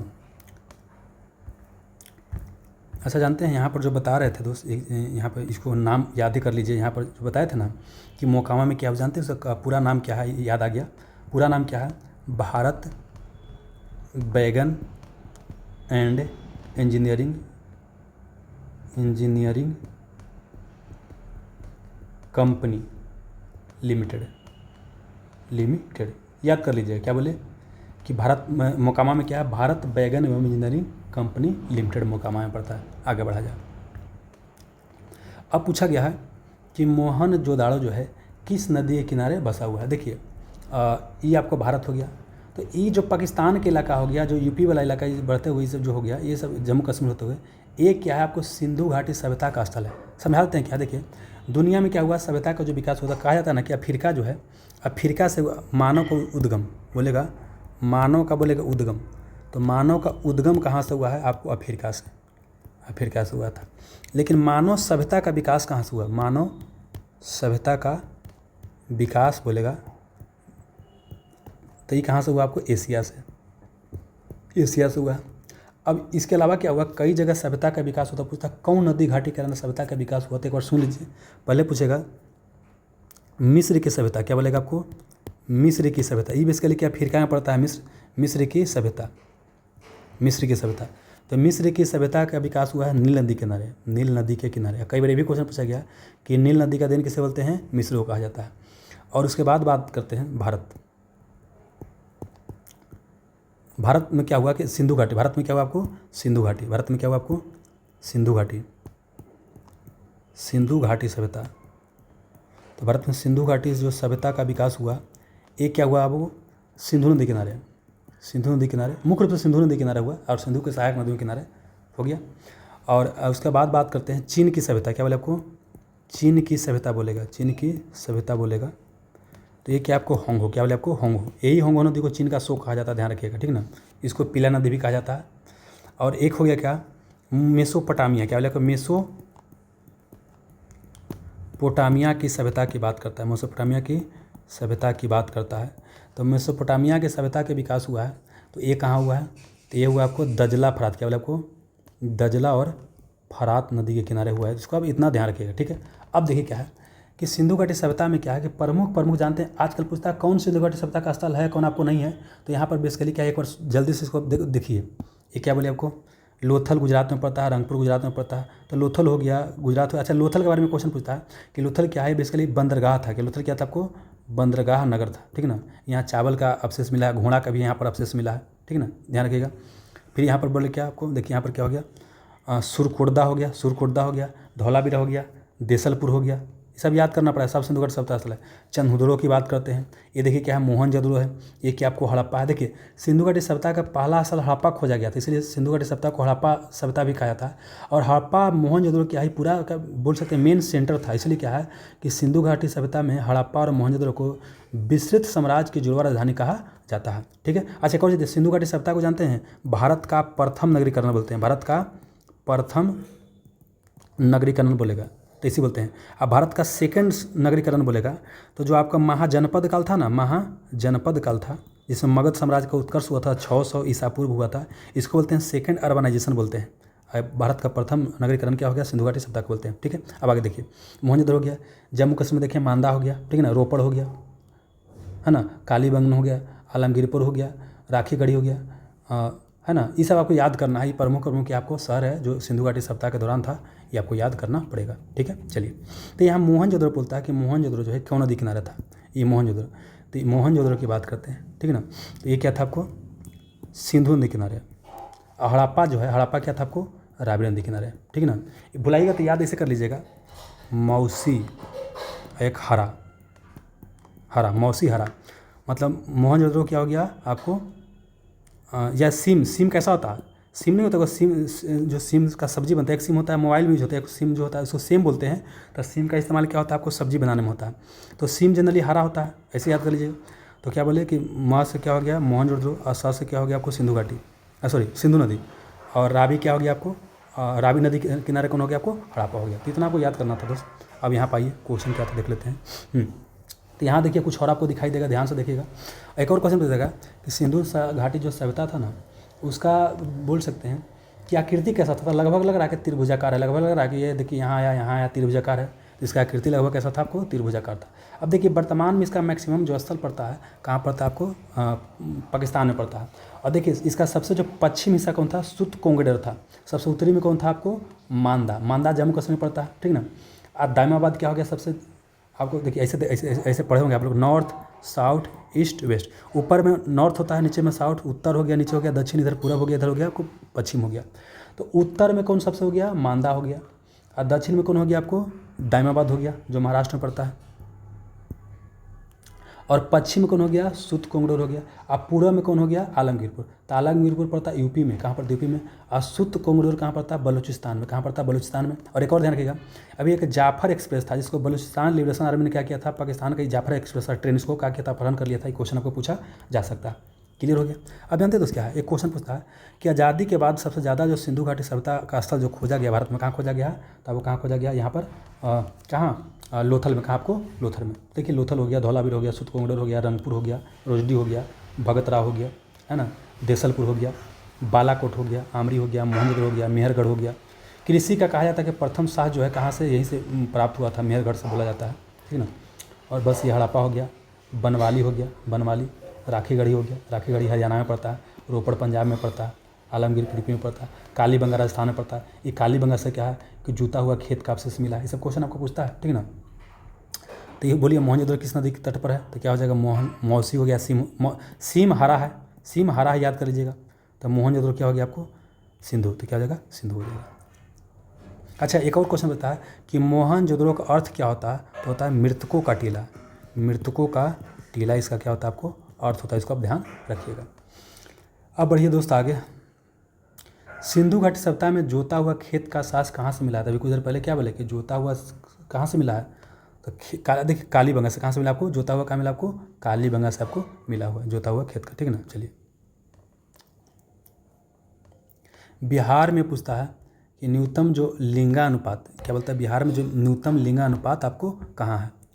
अब जानते हैं दोस्तों, पहले समझना क्या है कि लिंगानुपात होता क्या है, पूछेगा लिंगानुपात, लिंगानुपात होता क्या है। लिंगानुपात को बोलते हैं सेक्स रेशियो, क्या बोलते हैं आपको, सेक्स रेशियो बोलते हैं। इसका मतलब क्या होगा, 1000 पुरुष पर कितना महिला अवेलेबल है, उसी को बोलते हैं लिंगानुपात। और यह है 943। मतलब भारत में क्या है, 2011 के जनगणना भी याद करना है, अभी 21 में वाला रिपोर्ट मतलब हुआ नहीं है, तो 2011 ही याद करना है। तो 900 क्या आपको 43 है, क्लियर हो गया। ये क्या है आपको किसका है, ये आपको हो गया भारत को हो गया 943 हो गया, ठीक है। लेकिन यही पूछेगा बिहार का पूछेगा, तो बिहार कितना आपको 918, मतलब 1000 लड़का पर 918 लड़की है, तो जाहिर सी बात है कि 82 लड़का का बिन ब्याह रहना पड़ेगा। मतलब देखिए, लिंगानुपात अगर कम है तो बड़ा ही क्या है कि दयनीय स्थिति को क्या करता है, आपको दर्शाता है, ठीक है। अब जानते हैं तो क्या है कि देखिए बिहार की अगर बात करते हैं, हाँ एक और पूछेगा बाल लिंगानुपात। बाल लिंगानुपात मतलब क्या हो गया, वही बच्चा में कितना है, तो बच्चा में क्या है, बिहार में कितना आपको 935 है। अब जानते हैं दोस्त क्या है कि बिहार में न्यूनतम पूछता है, तो अगर मैक्सिमम पूछेगा बिहार में, तो यहाँ पर मैप लिए थे, नहीं लिए थे, कोई बात नहीं, सुनिए। अगर यहाँ पर क्या करते हैं, बिहार इस तरह से बनाते हैं, इस तरह से बिहार का मैप ड्रा करते हैं, इस तरह से क्या ड्रा हो गया, रुकिए दोस्त थोड़ा सा ना तरीका जा। अगर यही क्वेश्चन पूछेगा, बिहार पूछेगा, अगर बिहार के इस तरह से मैप ड्रा करते हैं दोस्त, इस तरह से बिहार का अगर मैप ड्रा करते हैं, इस तरह से समझिएगा, तो यहाँ पर इस साइड में क्या गोपालगंज है, तो गोपालगंज का लिंगानुपात क्या है, सबसे अधिक है। गोपालगंज का लिंगानुपात क्या आपको सबसे अधिक है, ठीक ना। लेकिन यही क्वेश्चन पूछेगा कि सबसे कम है, तो आपको मुंगेर कहाँ बोले, मुंगेर में और भागलपुर में, मुंगेर और भागलपुर में दोनों जगह क्या है, लिंगानुपात क्या काफ़ी ज़्यादा कम है। अब जानते हैं क्या है, पूछे कितना कम है, अगर मुंगेर में है तो कितना कम है, तो मुंगेर में बोलता है कि 876 है, और अब भागलपुर में पूछेगा तो भागलपुर में कितना आपको 880 है। हालांकि देखिए, जब ऑफिशियल आंकड़ा आया था तो वहाँ बोला गया था कि 879 क्या है, दोनों जगह लिंगानुपात है, भागलपुर मुंगेर दोनों में है। लेकिन चूंकि एगो भागलपुर भी दिया गया है और मुंगेर भी दिया हुआ, एगो चूज करना होगा, तो यहाँ कौन चूज करेंगे, आपको क्या करेंगे, मुंगेर को चूज करेंगे, ठीक है ना। अब बाकी ऑप्शन के अनुसार देखिए 1879 के आसपास रहेगा, उसको क्या कीजिएगा, आप चूज कर लीजिएगा, ठीक है ना। चलिए, अच्छा यही अगर क्वेश्चन पूछेगा भारत में, क्या पूछेगा, भारत में लिंगानुपात सबसे अधिक कहाँ है, तो भारत में क्या, केरल, केरल में क्या है कि लिंगानुपात आपको सबसे अधिक है, ठीक ना। लेकिन यही बोलेगा कि आपका सबसे कम कहाँ है, तो हरियाणा का नाम सुना होगा, हरियाणा का, तो हरियाणा में क्या है कि लिंगानुपात बाबू क्या है, सबसे कम है, ये आपको ध्यान रखना पड़ेगा, ठीक है ना। और तो इसमें कुछ है नहीं, खगड़िया वगैरह से। शिवहर जानते हैं क्या, शिवहर क्या है, आपको एरिया के हिसाब से, एरिया के हिसाब से क्या आपको सबसे बोल सकते हैं कि छोटा डिस्ट्रिक्ट है। एरिया के हिसाब से अगर बोलेगा तो सबसे बड़ा कौन है, पश्चिम चंपारण है। और एरिया जनसंख्या के हिसाब से सबसे बड़ा बोलेगा तो पटना है, और सबसे छोटा बोलेगा तो क्या आपको यहाँ पर शेखपुरा है। इतना आपको ध्यान रखना चाहिए था, और तो इसमें ज़्यादा कुछ हमको दिखाई देने रहे क्या होता है, ठीक ना। अच्छा, भारत का लिंगानुपात तो बता ही चुके हैं, कोई दिक्कत वाली बातें नहीं है। अच्छा, एक क्वेश्चन पूछेगा केरल में जो है तो कितना है आपको 1084, कितना आपको 1084 लिंगानुपात है। अगर यही क्वेश्चन पूछेगा कि हरियाणा में जो लिंगानुपात सबसे कम है कितना है, 879 है, इसको ध्यान रखिएगा। बिहार का राजकीय पुष्प की बात करता है क्या है, तो बिहार का राजकीय पुष्प क्या है, गेंदा। देखिए बिहार में क्या पूछेगा, बिहार में पूछेगा अगर राजकीय पुष्प पूछेगा, पुष्प मतलब फूल पूछेगा, फूल, तो फूल क्या हो गया आपको, गेंदा। लेकिन यही अगर भारत का पूछेगा तो भारत में क्या होता है आपको, कमल, क्या होता है आपको, कमल होता है। अब अगर यही पूछेगा बिहार का पूछेगा राजकीय वृक्ष, वृक्ष पूछेगा, या चिन्ह पूछेगा, चिन्ह पूछेगा, तो क्या होता है, बोधि वृक्ष। अब बोधि वृक्ष क्या होता है? पीपल। क्या होता है आपका? पीपल। इस वृक्ष के नीचे महात्मा बुद्ध को ज्ञान की प्राप्ति हुआ था। और अगर यही क्वेश्चन पूछेगा आपको भारत का वृक्ष पूछेगा, राष्ट्रीय वृक्ष पूछेगा, तो क्या हो जाएगा आपको? बरगद। क्या हो जाएगा आपको? बरगद। बरगद को क्या बोलते हैं? बर बोलते हैं, इसी को बोलते हैं बट कहा जाता है। अगर जानवर पूछेगा, क्या पूछेगा आपको? जानवर पूछेगा, तो जानवर बिहार का क्या आपको? बैल। बिहार का राज्य के जानवर क्या आपको? बैल है। अगर भारत का पूछेगा, भारत का जानवर पूछेगा, तो भारत क्या आपको आपको क्या बोलते हैं? बाघ। क्या आपको है? बाघ है, बाघ। और कुछ और पॉइंट ध्यान रखिएगा। एक है प्रोजेक्ट टाइगर। क्या बोले आपको? Project tiger. प्रोजेक्ट जो टाइगर है इसका शुरुआत किया गया था 1973 में। एक है आपको प्रोजेक्ट एलिफेंट। प्रोजेक्ट एलिफेंट, क्या लिखा गया? प्रोजेक्ट एलिफेंट, ये आपको क्या 1992 में शुरू किया गया था। अब देखिए बाघ क्या हमारा राष्ट्रीय पशु है, और हाथी क्या है? राष्ट्रीय विरासत पशु है, राष्ट्रीय विरासत पशु, ठीक है ना। और भारत का अगर जलीय जीव पूछेगा, क्या पूछेगा? जलीय जीव पूछेगा, तो क्या है? गंगा डॉल्फिन। क्या है? गंगा डॉल्फिन है। ये सब आपको याद करना पड़ेगा दोस्त, है ना। जानवर हो गया। अब जानते हैं पूछेगा बिहार का, पूछेगा आपका क्या पूछेगा? मछली पूछेगा, तो क्या आपको? बांगुर। क्या आपको है? बांगुर पूछेगा। पक्षी पूछेगा बिहार का राजकीय, तो पक्षी आपका क्या है? पक्षी क्या है? पक्षी क्या? खुद बुद्धि का आपने नाम सुना होगा, खुद बुद्धि, है ना। इसी को शायद गौरिया बोला जाता है, गौरिया। जबकि भारत का पूछेगा तो क्या आपको? मोर। क्या आपको? मोर है। तो इतना जानते हैं दोस्त, क्या कम से कम आपको याद करना चाहिए। तो बोलिए बिहार का राजकीय पुष्प क्या हो जाएगा? क्या हो जाएगा आपको? गेंदा हो जाएगा। इतना तो आपको बता चुके हैं। और इसमें कुछ छूट रहा है, और इसमें तो कुछ छूट नहीं रहा है, और कुछ ध्यान आ रहा है? नहीं। चलिए इतना याद कीजिए, बाकी कभी आएगा तो बता दिया जाएगा बाद में, है ना। चलिए, लोहे का सबसे शुद्धतम रूप क्या होता है? देखिए जिस लोहा में क्या होता है, कार्बन की मात्रा सबसे क्या होता है? कम होता है। कार्बन की मात्रा सबसे कम होता है, उतना ही अच्छा किस्म का लोहा माना जाता है। और पिटवा लोहा में क्या होता है? सबसे कम कार्बन की मात्रा होता है, 0.12% लेकर के 0.25% तक मात्रा कार्बन होता है। तो ये क्या है? आपको बोल सकते हैं कि सबसे क्या होता है? शुद्ध, प्योर क्या होता है आपको? लोहा होता है। शुद्धतम लोहा होता है आपको पिटवा लोहा होता है, ठीक ना। और कच्चा लोहा की अगर बात करते हैं, है ना, तो कच्चा लोहा क्या होता है? काफ़ी ज़्यादा कि इसमें क्या कार्बन की मात्रा होती है, अच्छा लोहा नहीं माना जाता। स्टील की बात करते हैं, इसमें क्या होता है कि जो लोहा होता है, क्या बोले आपको? जो लोहा होता है इसमें कार्बन को क्या करते हैं? मिला देते हैं, और जो मिश्र धातु बनता है वो क्या होता है आपको? स्टील होता है, ठीक ना। अब स्टील को इस्पात क्या कहते हैं? इस्पात। ठीक है, इसमें भी अच्छा खासा कार्बन होता है। और इस्पात के बारे में एक क्वेश्चन पूछता है, एक इस्पात होता है, एक रबड़ होता है। दोनों में इलास्टिक ज़्यादा कौन है? तो इलास्टिक ज़्यादा कौन है आपको? ये इलास्टिक ज़्यादा बोलेगा ये, या प्रत्यास्थत क्या बोलता है हिंदी में? प्रत्यास्थत्य करके कुछ होता है हिंदी में, ठीक है ना। देखिए जिसको फोर्स लगा कर क्या है, उसको रूप को चेंज करने में ज़्यादा फोर्स लगाना पड़ता है, उसको बोलते हैं कि वो ज़्यादा क्या इलास्टिक है। समझिए, एक हुक का नियम है। क्या? हुक का नियम है। हुक का नियम बोलता है कि आपको प्रतिबल, क्या बोलता है? प्रतिबल इज डायरेक्टली प्रोपोर्शनल टू विकृति, इसी को अंग्रेजी बोलते हैं stress is directly proportional to strain, ठीक ना। मतलब क्या है कि कोई चीज़ में विकृति होता है, उसका रूप जो चेंज करता है, उसके ऊपर लगाया गया बल जो प्रतिबल होता है उससे क्या होता है? समानुपाती होता है। और जिसका रूप चेंज करने में ज़्यादा फोर्स लगाना पड़ता है उसको ज़्यादा इलास्टिक मानते हैं। तो यहाँ पर इस्पात ज़्यादा इलास्टिक हो जाएगा, और ये क्या हो जाएगा? कम इलास्टिक हो जाएगा। अच्छा, ये जानते हैं ये जब प्रोपोर्शनल का साइन हटता है तो एक कांस्टेंट टर्म आता है, इसको बोलते हैं यंग मॉडुलस ऑफ इलास्टिक। क्या बोलते हैं? यंग मॉडुलस ऑफ इलास्टिसिटी बोलते हैं, ठीक है। तो यहाँ पर इसको बराबर अगर ऐसे कर देते हैं, स्ट्रेस बराबर young modulus of elasticity, strain कर देते हैं, ठीक ना। तो अगर इसका हम यूनिट लिखना चाहें तो यहाँ पर हो जाएगा स्ट्रेस डिवाइडेड बाई स्ट्रेन हो जाएगा। तो स्ट्रेस को जानते हैं क्या बोलते हैं दोस्त? इसको बोलते हैं फोर्स पर यूनिट एरिया बोलते हैं। स्ट्रेन क्या होता है? Change in length original length बोलते हैं। तो इसका कोई मात्रक नहीं, स्ट्रेन का कोई भी मात्रक नहीं होता, ये क्वेश्चन पूछेगा, ध्यान रखिएगा। और फोर्स पर यूनिट एरिया क्या इसका होता है? स्ट्रेस का मात्रक होता है। इसका होता है न्यूटन प्रति मीटर, न्यूटन एरिया का मीटर स्क्वायर हो जाएगा, तो न्यूटन प्रति मीटर स्क्वायर इसका हो जाएगा। यही क्या होता है आपको? दाब जो होता है, दाब का भी मात्रक वही होता है, स्ट्रेस का भी मात्रक वही होता है, और यंग मॉडुलस ऑफ इलास्टिसिटी का मात्रक भी होता है, ठीक है। अच्छा, यंग मॉडुलस ऑफ इलास्टिसिटी क्या बताता है? ये बेसिकली क्या है कि हुक का नियम क्या बताता है? तो कितना है आपको बोल सकते हैं इलास्टिसिटी का जो सीमा होता है वो बताता है, हुक का नियम बताता है। ये सब क्वेश्चन पूछेगा, याद रखिएगा।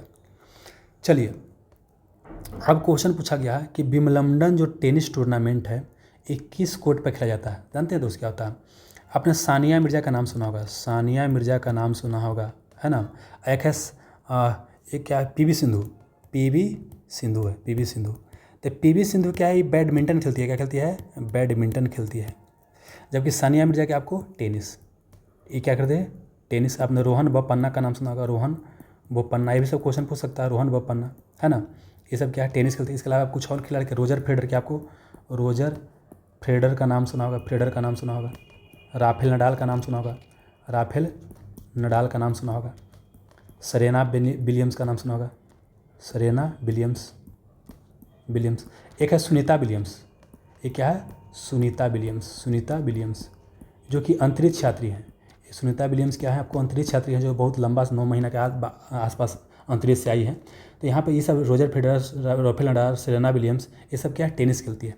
अब जानते हैं दोस्त क्या है कि टेनिस बेसिकली क्या होता है? 4 गो टोटल क्या होता है? टूर्नामेंट होता है। मेजर टूर्नामेंट की बात करते हैं, है ना। इसको बोलते हैं ग्रैंड स्लैम, क्या बोलते हैं? ग्रैंड स्लैम टूर्नामेंट बोलते हैं। और कितना होता है? 4 ठो होता है। एक होता है ऑस्ट्रेलियन, क्या होता है? ऑस्ट्रेलियन ओपन, ऑस्ट्रेलियन ओपन होता है। एक होता है फ्रेंच ओपन, क्या होता है आपको? फ्रेंच ओपन होता है, फ्रेंच ओपन होता है। एक क्या होता है? विंबलडन, क्या होता है आपको? विंबलडन होता है, विंबलडन होता है। और एक होता है यूएस ओपन, यूएस ओपन। अब देखिए समझना क्या, 3 तो नाम आपको इसी पता चल गया कि ऑस्ट्रेलिया, यहाँ पर देखिए ऑस्ट्रेलिया में होता होगा, है ना। और यूएस ओपन कहाँ? यहाँ अमेरिका में होता होगा, ठीक ना। और ये जो फ्रेंच है, विंबलडन है, एगो क्या है? फ्रेंच तो समझ में आ रहा है कि फ्रांस में होता होगा, कहाँ? फ्रांस में। और एक क्या है? क्या इंग्लैंड है, एक इंग्लैंड में होता होगा, कोई दिखते नहीं है। तब समझना क्या है, कौन कोर्ट पर बोलता है कि विंबलडन खेला जाता है? तो याद ऐसे करना, देखिए ये जो आपको ऑस्ट्रेलिया क्या बोलेगा, जो ऑस्ट्रेलियन ओपन हो गया, ये वाला और लास्ट वाला। सबसे पहले देखिए सुनिएगा, सर्वप्रथम ऑस्ट्रेलियन ओपन खेला जाता है। तो ऑस्ट्रेलियन ओपन की बात करते हैं जनवरी महीना में आसपास खेला जाता है, ठीक ना।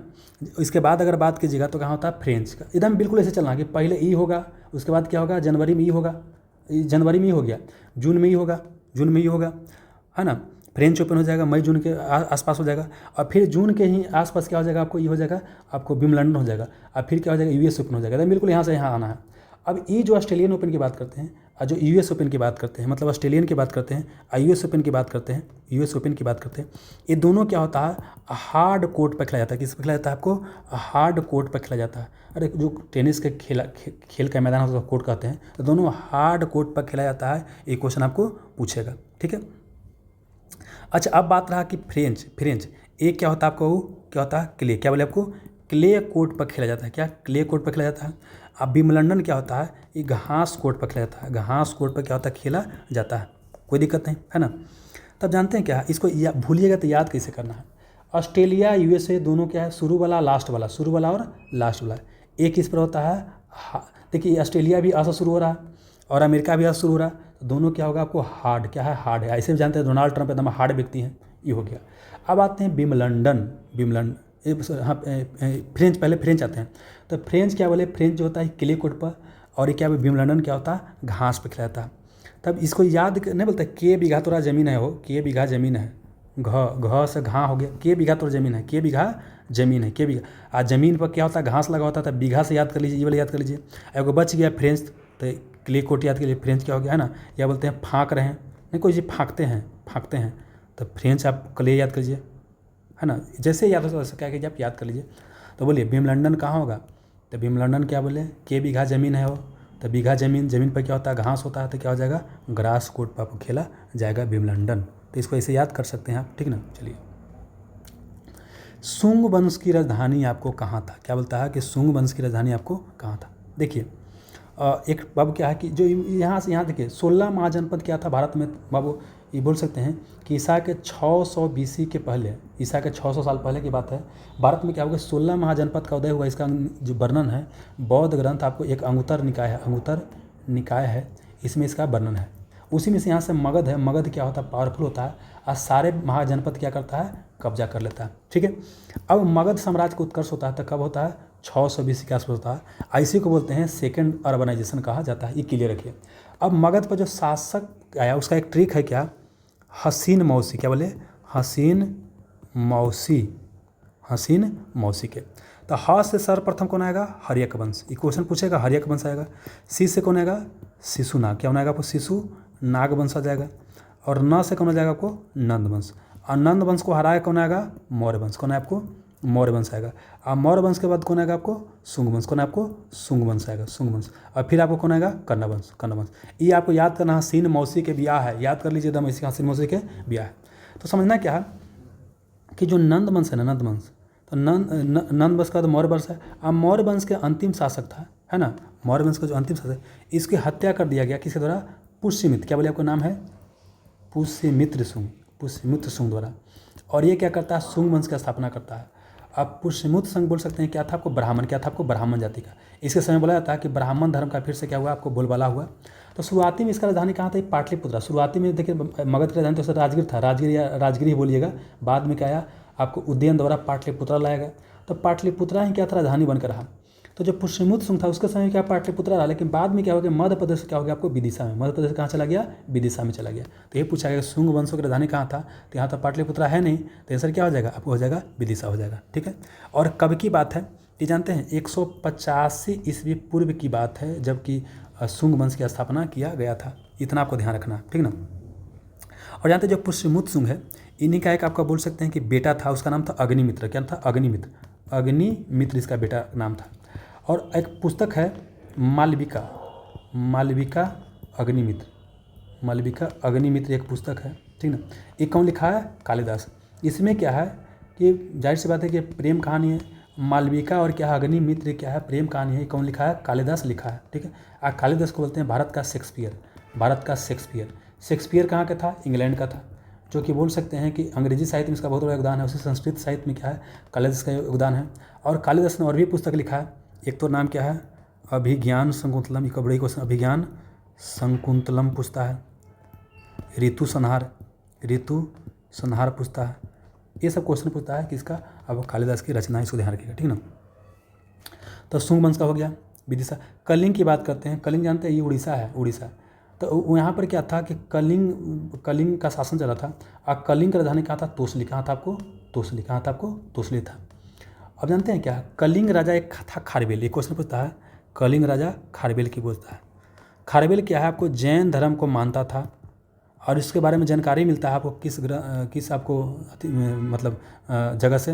देख, उड़ीसा में क्या है? हाथी गुम्फा। उड़ीसा में क्या है? हाथी गुम्फा अभिलेख है, जानते हैं? एक पहाड़ को काट के गुफा बनाया गया, मुंह लगता है हाथी के जैसे, इसलिए बोलते हैं हाथी गुम्फा अभिलेख कहा जाता है। तो हाथी गुम्फा अभिलेख के से बारे में जानकारी मिलता है खारवेल के बारे में। अच्छा, हाथी गुम्फा अभिलेख में क्या है कि सर्वप्रथम भारतवर्ष शब्द लिखा गया है, ये भी आप ध्यान रखिएगा। और ध्यान रखिएगा कलिंग को बाद में क्या किया गया? मौर्य साम्राज्य अशोक जीतने गया था। और इसके बाद क्या हो गया कि कलिंग युद्ध के बाद अशोक का हृदय प्रदित हो गया, अयुद्ध की नीति छोड़ दिया।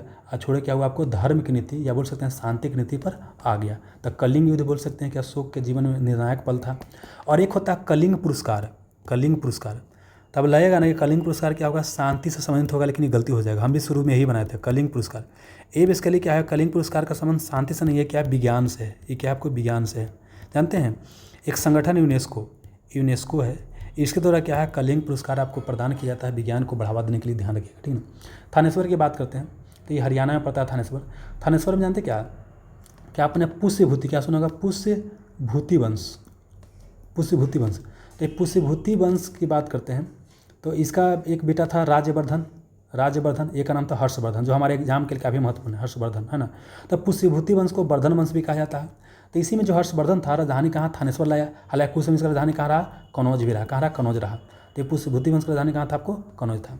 वैशाली की बात करते हैं तो देखिए बिहार में 3 महाजनपद थे। एक तो मगध का राजगिरी था, बाद में पाटलिपुत्र आया। एक इधर क्या था? बजी। क्या था आपको? बजी में लिच्छवी का शासन था। और यहीं पर क्या था? वैशाली में इसका राजधानी था। एक था कि आपको अंग था जिसका राजधानी कहाँ था? चंपा था। हो गया क्लियर? आगे बढ़िए। बिहार के किस जिला में बोलता है कि चाय की खेती किया जाता है? देखिए ये बिहार हो गया ना, ये बिहार का जो पूछेगा सबसे पूर्वी जिला कौन है? किशनगंज है। तो सुनिएगा भारत में अगर देखिएगा, यहाँ पर मैप लिए हैं नहीं लिए हैं, चलिए यहाँ अगर भारत लीजिएगा तो ये भारत में क्या होता है? ये जो आसाम वाला इलाका है ना, आसाम में क्या होता है? भारत में सबसे अधिक खेती होता है चाय का। ऐसे देखिए चाय को बोलते हैं टी बोलते हैं, क्या बोलते हैं? टी बोलते हैं। चाय का उद्गम कहाँ से हुआ? चीन से। चीन क्या है? उत्पादन में सबसे आगे है। और भारत में पूछेगा किस कौन आगे है? तो असम है।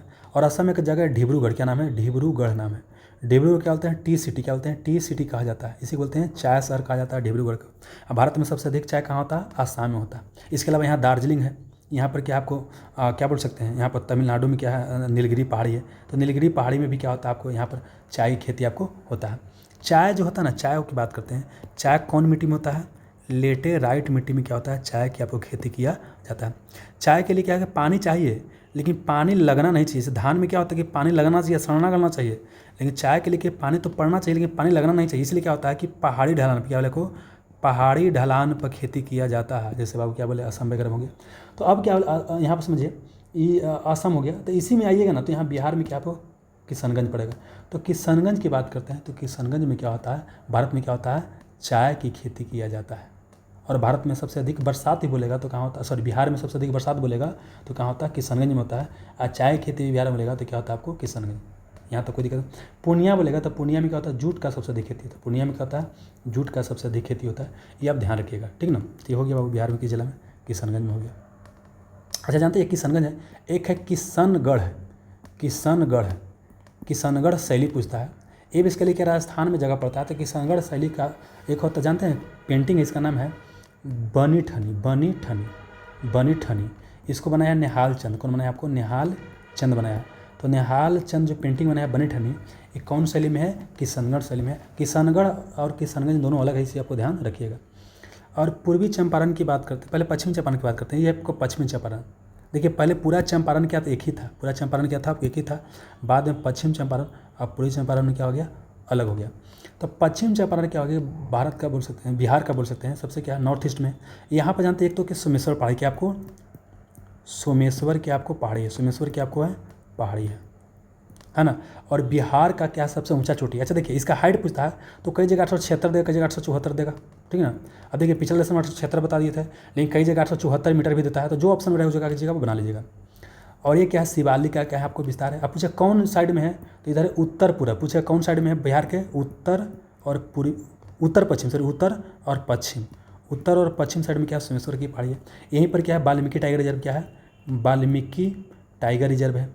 तो बिहार का एकमात्र नेशनल पार्क बोलेगा तो क्या है, वाल्मीकि टाइगर रिजर्व है। ये भी आप ध्यान रखिएगा, है ना। और पूर्वी चंपारण तो ऐसा कुछ खास उतना बोल सकते हैं कि ज़्यादा महत्वपूर्ण उतना है नहीं, ऐसा कुछ क्वेश्चन यहाँ से आता नहीं। भागलपुर को बोलते हैं सिल्क सिटी, क्या बोलते हैं आपको, सिल्क सिटी। इसी को बोलते हैं क्या, रेशम, क्या बोलते हैं, रेशम। अब देखिए सिल्क की बात करें, रेशम बोलते हैं, तो रेशम का उत्पादन कहाँ से हुआ, चीन से। देखिए कॉटन बोलेगा, कॉटन बोलेगा, कॉटन मतलब सूती होता है। तो सूती का उत्पादन सर्वप्रथम क्या हड़प्पा सभ्यता में होता है। हड़प्पा सभ्यता, हड़प्पा सभ्यता कहाँ पड़ता है, भारत में। तो मतलब कि सूती वस्त्र का उत्पादन भारत से शुरू हुआ है, जबकि रेशम या सिल्क का उत्पादन कहाँ से हुआ है, चीन से हुआ है, ठीक है। अब जानते हैं ये जो बेसिकली होता है, रेशम का जो कीड़ा होता है, रेशम किससे प्राप्त होता है आपको, एक प्राकृतिक तरीका से ही प्राप्त होता है। तो रेशम एक कीड़ा, रेशम के कीड़ा से प्राप्त होता है। और रेशम एक कीड़ा जो होता है ना, इसको पालन को बोलते हैं सेरीकल्चर, क्या बोलते हैं, सेरीकल्चर कहा जाता है, सेरीकल्चर कहा जाता है। इसको ध्यान रखिएगा, ठीक है। तो भागलपुर में हमारे यहाँ क्या होता है, रेशम काफ़ी ज़्यादा पाया जाता है। इसके अलावा जानते हैं कि अगर भागलपुर में देखिएगा तो भागलपुर में और भी चीज़ पाया जाता है। एक तो क्या है कि यहाँ विक्रमशिला, क्या है आपको विक्रमशिला, विक्रमशिला क्या है आपको विश्वविद्यालय आपको भागलपुर में पाया जाता है। तो यही अच्छा, यहाँ पर क्या है, गंगा, एक गंगा डॉल्फिन होता है, गंगा डॉल्फिन, गंगा डॉल्फिन। तो ये गंगा डॉल्फिन क्या है, हमारा भारत का राष्ट्रीय जलीय जीव है, जिसको 2009 में राष्ट्रीय जलीय जीव डिक्लेयर किया गया है। इसी का नाम है, वैज्ञानिक नाम प्लेटिनिस्टा गंगेटिक, प्लेटिनिस्टा गंगेटिक, इसका क्या है, वैज्ञानिक नाम है।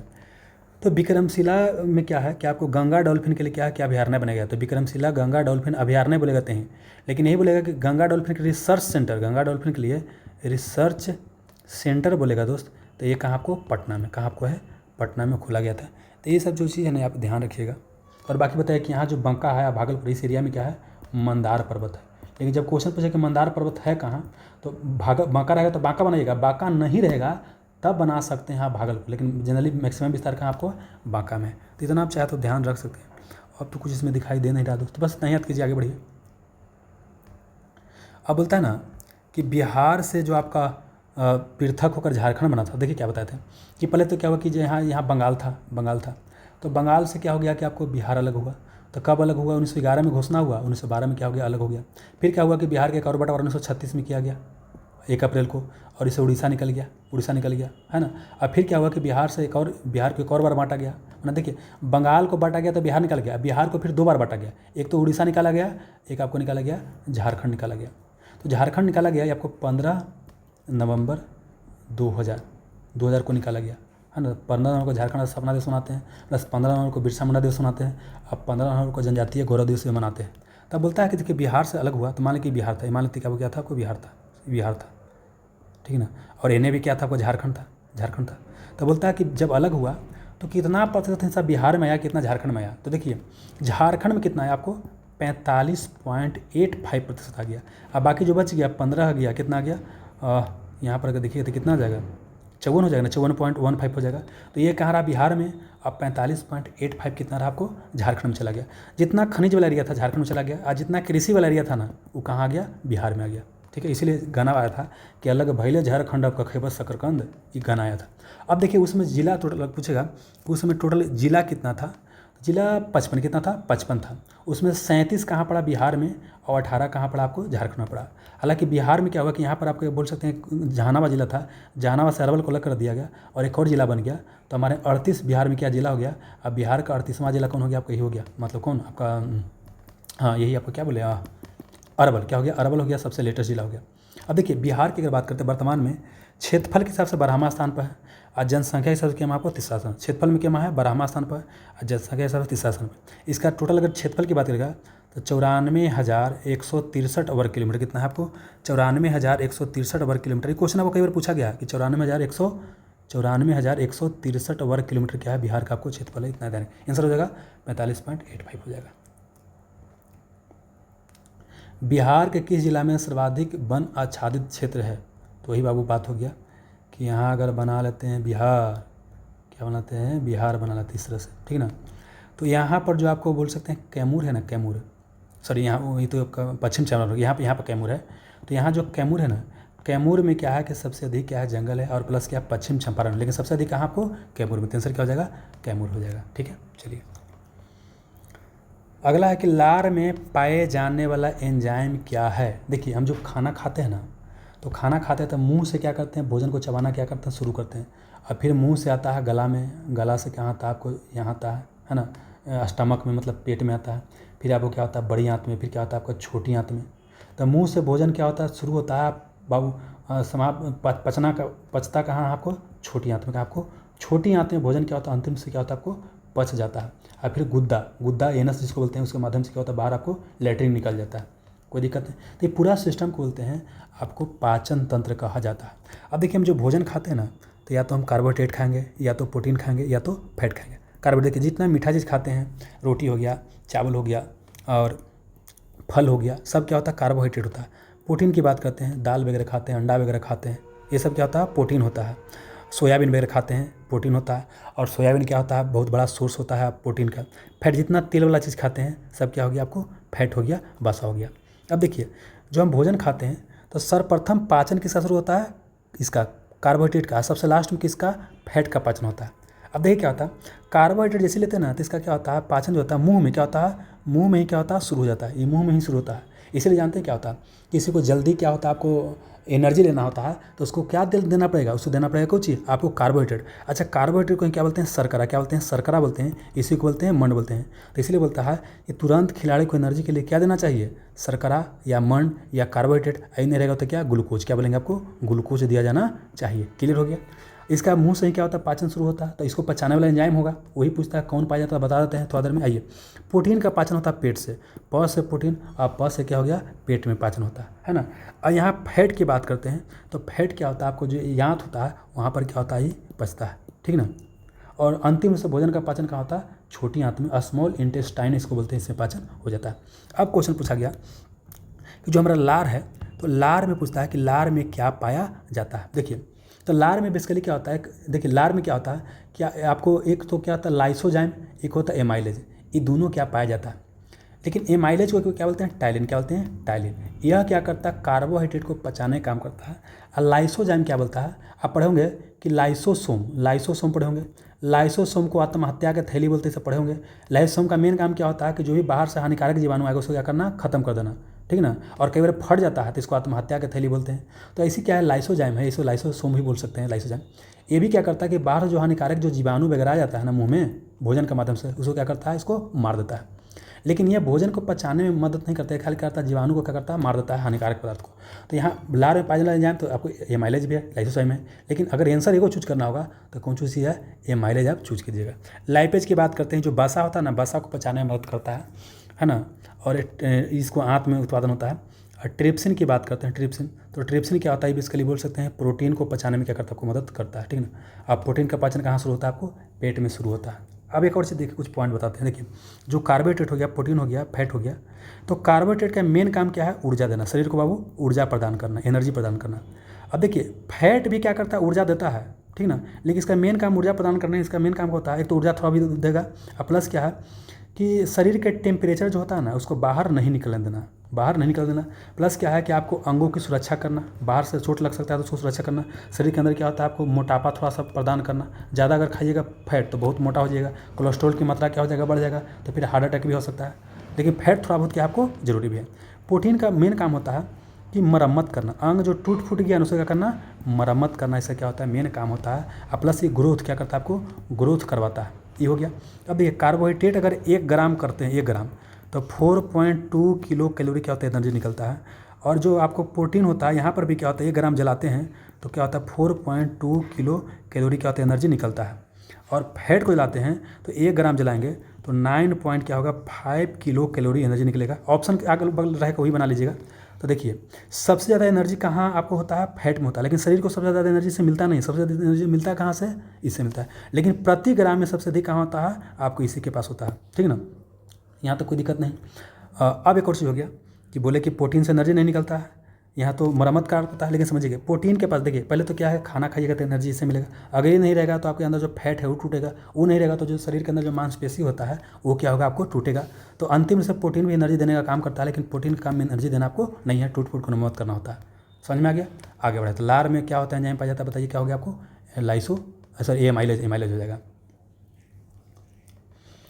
द्वितीय अंग्रेज सिख युद्ध पूछता है, द्वितीय आंग्ल सिख युद्ध, ये भारत था।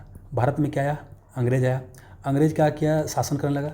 अलग अलग समय में कभी मैसूर को जीता, कभी क्या आपको मराठा को जीता, है ना, नेपाल को जीता, कभी क्या किया आपको इधर सिंध को जीता, पंजाब को जीता। तो जिसको जीता ना उसी का क्या होता है, यहाँ अंग्रेज है तो अंग्रेज को आंगल क्या बोल दीजिए, आंगल बोल दीजिए, आंगल। मैसूर को जीतेगा तो आंगल मैसूर युद्ध, आंगल मराठा युद्ध, आंगल सिंध युद्ध, फिर पूछेगा आंगल पंजाब युद्ध। ये इसी यहाँ पर सिख साम्राज्य का शासन था तो आंगल सिख युद्ध बोल देगा, ये आंगल नेपाल युद्ध बोल देगा। यहाँ बर्मा है तो आंगल बर्मा युद्ध बोल देगा। बस यही हो गया। तो हमको फोकस कहाँ करना है, आपको सिख पर, क्या करना है, आपको फोकस करना है सिख पर। समझिए क्या हुआ, ये आपको दिखाया गया कि आपको भारत हो गया। और ये ऊपर वाले एरिया की बात करता है, वो पूरा का यहाँ पर समझिए क्या हुआ कि भारत हो गया। यहाँ पर क्या आपको सतलज क्या हो गया, आपको सतलज नदी हो गया। तो ईस्ट साइड एरिया में क्या था कि सिखों का राज था, किसका, आपको सिखों का राज था, सिखों का। इसमें क्या था, रंजीत सिंह महाराजा रंजीत सिंह शासन कर रहे थे। इनका संबंध क्या था, सुकर कचिया, देखिए सुरकुचिया मिसल देगा, सुरकुचिया मिसल या सुकर कचिया जो देगा, जो बना लीजिएगा, सुकर कचिया मिसल, कचिया मिसल से इनका क्या था, संबंध था। क्वेश्चन पूछेगा। तो देखिए क्या हुआ कि अमृतसर के एक संधि किया गया, अमृतसर के क्या हुआ, एक संधि किया गया, ठीक ना। इस संधि के तहत यह तय हुआ था कि अंग्रेज आपको सतलज नदी को उधर पार नहीं करेगा और सिख को भी इधर पार करके आपको नहीं आना है। लेकिन क्या हुआ कि रंजीत सिंह की मृत्यु हो गया। जब रंजीत सिंह की मृत्यु हो गया तब अंग्रेज को लगा कोई बहाना ढूंढ करके क्या करते हैं, सिख पर हमला करते हैं और इसको अपन अंडर में क्या करते हैं, मिला लेते हैं। तो सर्वप्रथम क्या हुआ ना कि बात अगर करते हैं कि देखिए लॉर्ड, यहाँ बात करते हैं लॉर्ड, क्या बोलते हैं, लॉर्ड हार्डिंग की बात करते हैं। तो एक आप पढ़ेंगे लॉर्ड हार्डिंग, क्या पढ़ेंगे, लॉर्ड हार्डिंग पढ़ेंगे द्वितीय, लॉर्ड हार्डिंग क्या पढ़ेंगे, द्वितीय पढ़ेंगे। जिस समय क्या था कि भारत का राजधानी जो है आपको कलकत्ता से ट्रांसफ़र करके दिल्ली लाया गया, तो वो अलग है, ये क्या है, हार्डिंग आपको अलग है। तो हार्डिंग के समय क्या हुआ, ये बात है जानते हैं कब, बोल सकते हैं कि 1845 और 46 की अगर हम बात करते हैं।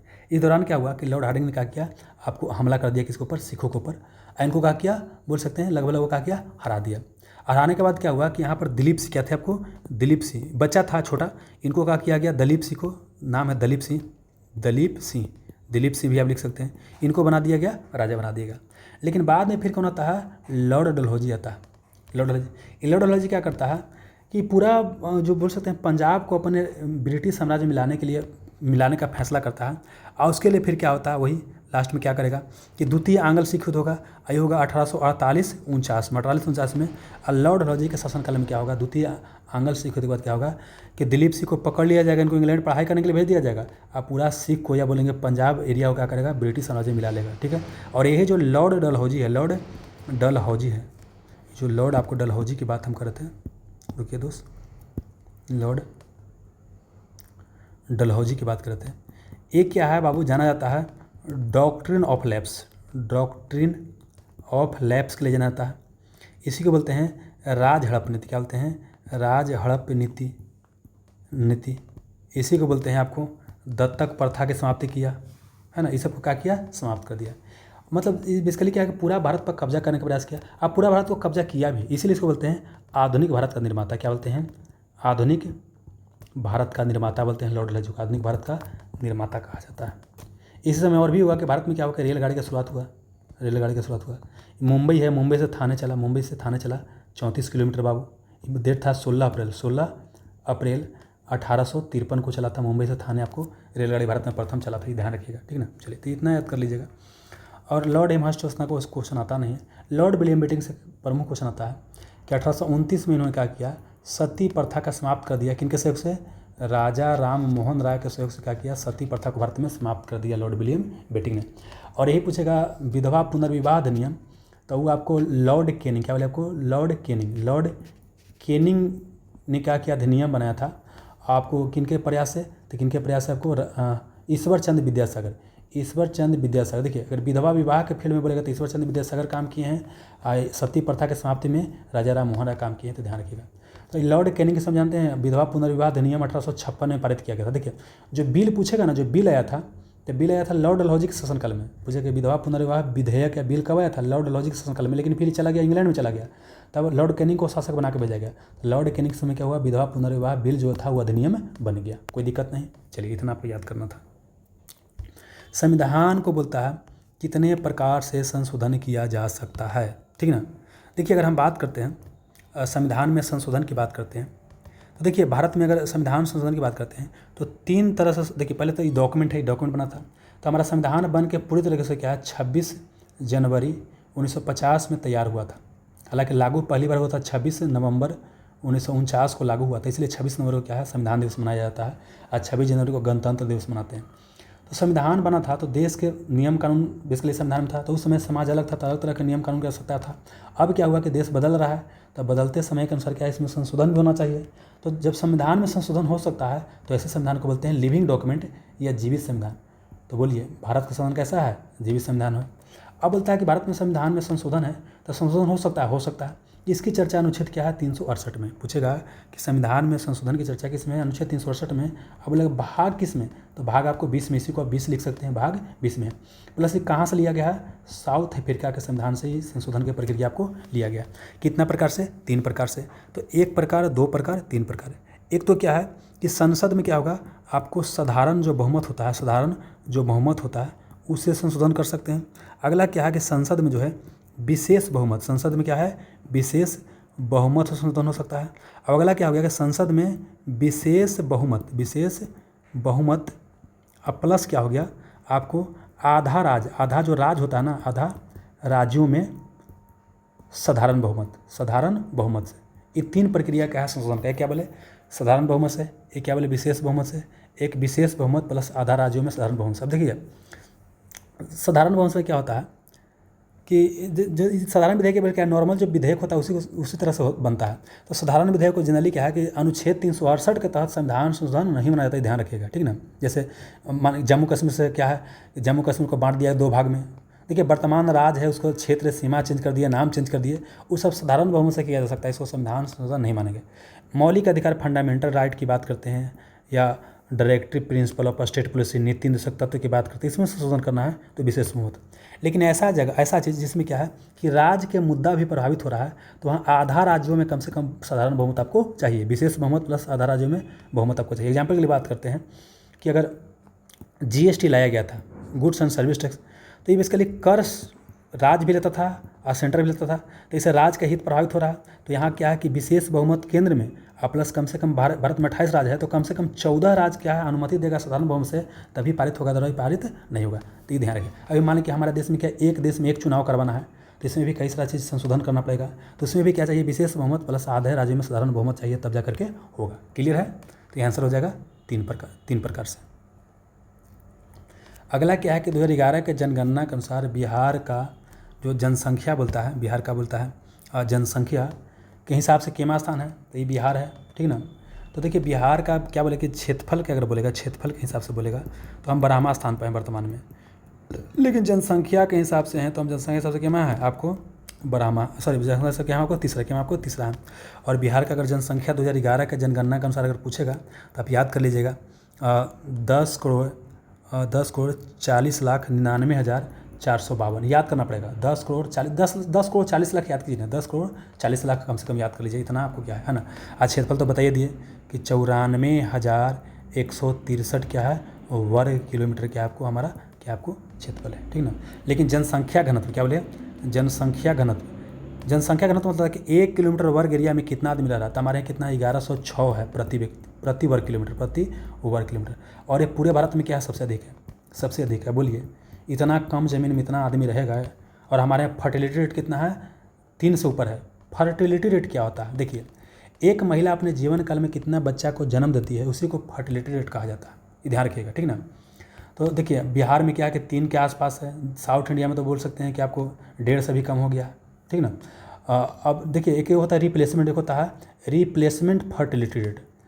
एक महिला अगर जीवन काल में 2.1 बच्चा को जन्म देगा तो इसे बोलते हैं रिप्लेसमेंट फर्टिलिटी रेट। इससे जनसंख्या ना बढ़ेगा ना घटेगा, ठीक ना। तो बोले क्या है सर, चाहे 2 को देगा चाहे 3 को देगा, 2.1 क्या है, एवरेज की बात करते हैं 2.1 होता है, कोई दिक्कत नहीं। तो बोलिए बिहार के जनसंख्या में क्या स्थान पर है बताइएगा, जनसंख्या क्या हो गया आपको तीसरा हो जाएगा। जनसंख्या में सबसे ज़्यादा कौन है, यूपी में कहाँ बा सबसे अधिक जनसंख्या बा, और सबसे कम जनसंख्या कहाँ बा, ये सिक्किम में सबसे कम जनसंख्या बा। सबसे अधिक क्षेत्रफल कहाँ बा, राजस्थान में बा, और सबसे कम जनसंख्या कहाँ बा सर, क्षेत्रफल कहाँ बा, क्षेत्रफल हमको बा। मतलब देखिए जनसंख्या के हिसाब से यूपी और सिक्किम हो गया छोटा सबसे, ये दोनों एक जगह है, मतलब एक साइड में है। और राजस्थान क्या है क्षेत्रफल के हिसाब से सबसे बड़ा है, गोवा क्या है सबसे आपको छोटा है, ये दोनों क्या आपको एक साइड में है। इतना आपको याद करना था। चलिए बहुत बहुत धन्यवाद। अच्छा एक और चीज़ छूट गया था, जानते हैं पिछले लेसन में हुआ क्या था कि भारत दुर्दशा जानते हैं, ये बेसिकली क्या है, भारतेंदु हरिश्चंद्र लिखा था, वहाँ पर बोला गया था हमसे मैथिली शरण गुप्त बोला गया था। तो क्या हो जाएगा आपको, भारत दुर्दशा पुस्तक को लिखा था भारतेंदु हरिश्चंद्र लिखा था। अच्छा मैथिली शरण गुप्त जिनको बोले थे कि गांधी जी द्वारा कि आपको राष्ट्र कवि की उपाधि दिया गया था। हालांकि रामधारी से दिनकर को भी राष्ट्र कवि कहा जाता था, वो बता चुके थे। तो यहाँ मैथिली शरण गुप्त जो है इनको गांधी जी राष्ट्र कवि की उपाधि दिए थे। इनका प्रमुख रचना है भारत भारती और साकेत। भारत भारती साकेत यशोधरा, ये तीनों पूछता है, भारत भारती साकेत यशोधरा, ज़्यादा पूछता है भारत भारती। अब बाकी जयचंद्र बोध हो गया, साकेत हो गया, यशोधरा हो गया, पंचवटी हो गया। ये बाबू जितना है 5 किसका है, मैथिली शरण गुप्त का है, और भारत दुर्दशा भारतेंदु हरिश्चंद्र का। क्लियर है? चलिए तो इसके साथ ही आज का सेवा हमारा क्या हो रहा है, समाप्त हो रहा है। अब जितना बताए हैं उसके अनुसार आपको क्वेश्चन बताना है कि बिहार जो है, बिहार से जब झारखंड अलग हुआ था तो उस समय झारखंड कितना प्रतिशत एरिया लेकर क्या हुआ था, अलग आपको हुआ था। और प्लस उसके अंदर जो है झारखंड में कितना जिला आपको पड़ा था, ये क्वेश्चन आपको बताना है। और इसका PDF चाहिए तो आपको PDF the selection rule Telegram channel से प्राप्त कर लीजिएगा। ठीक है, धन्यवाद।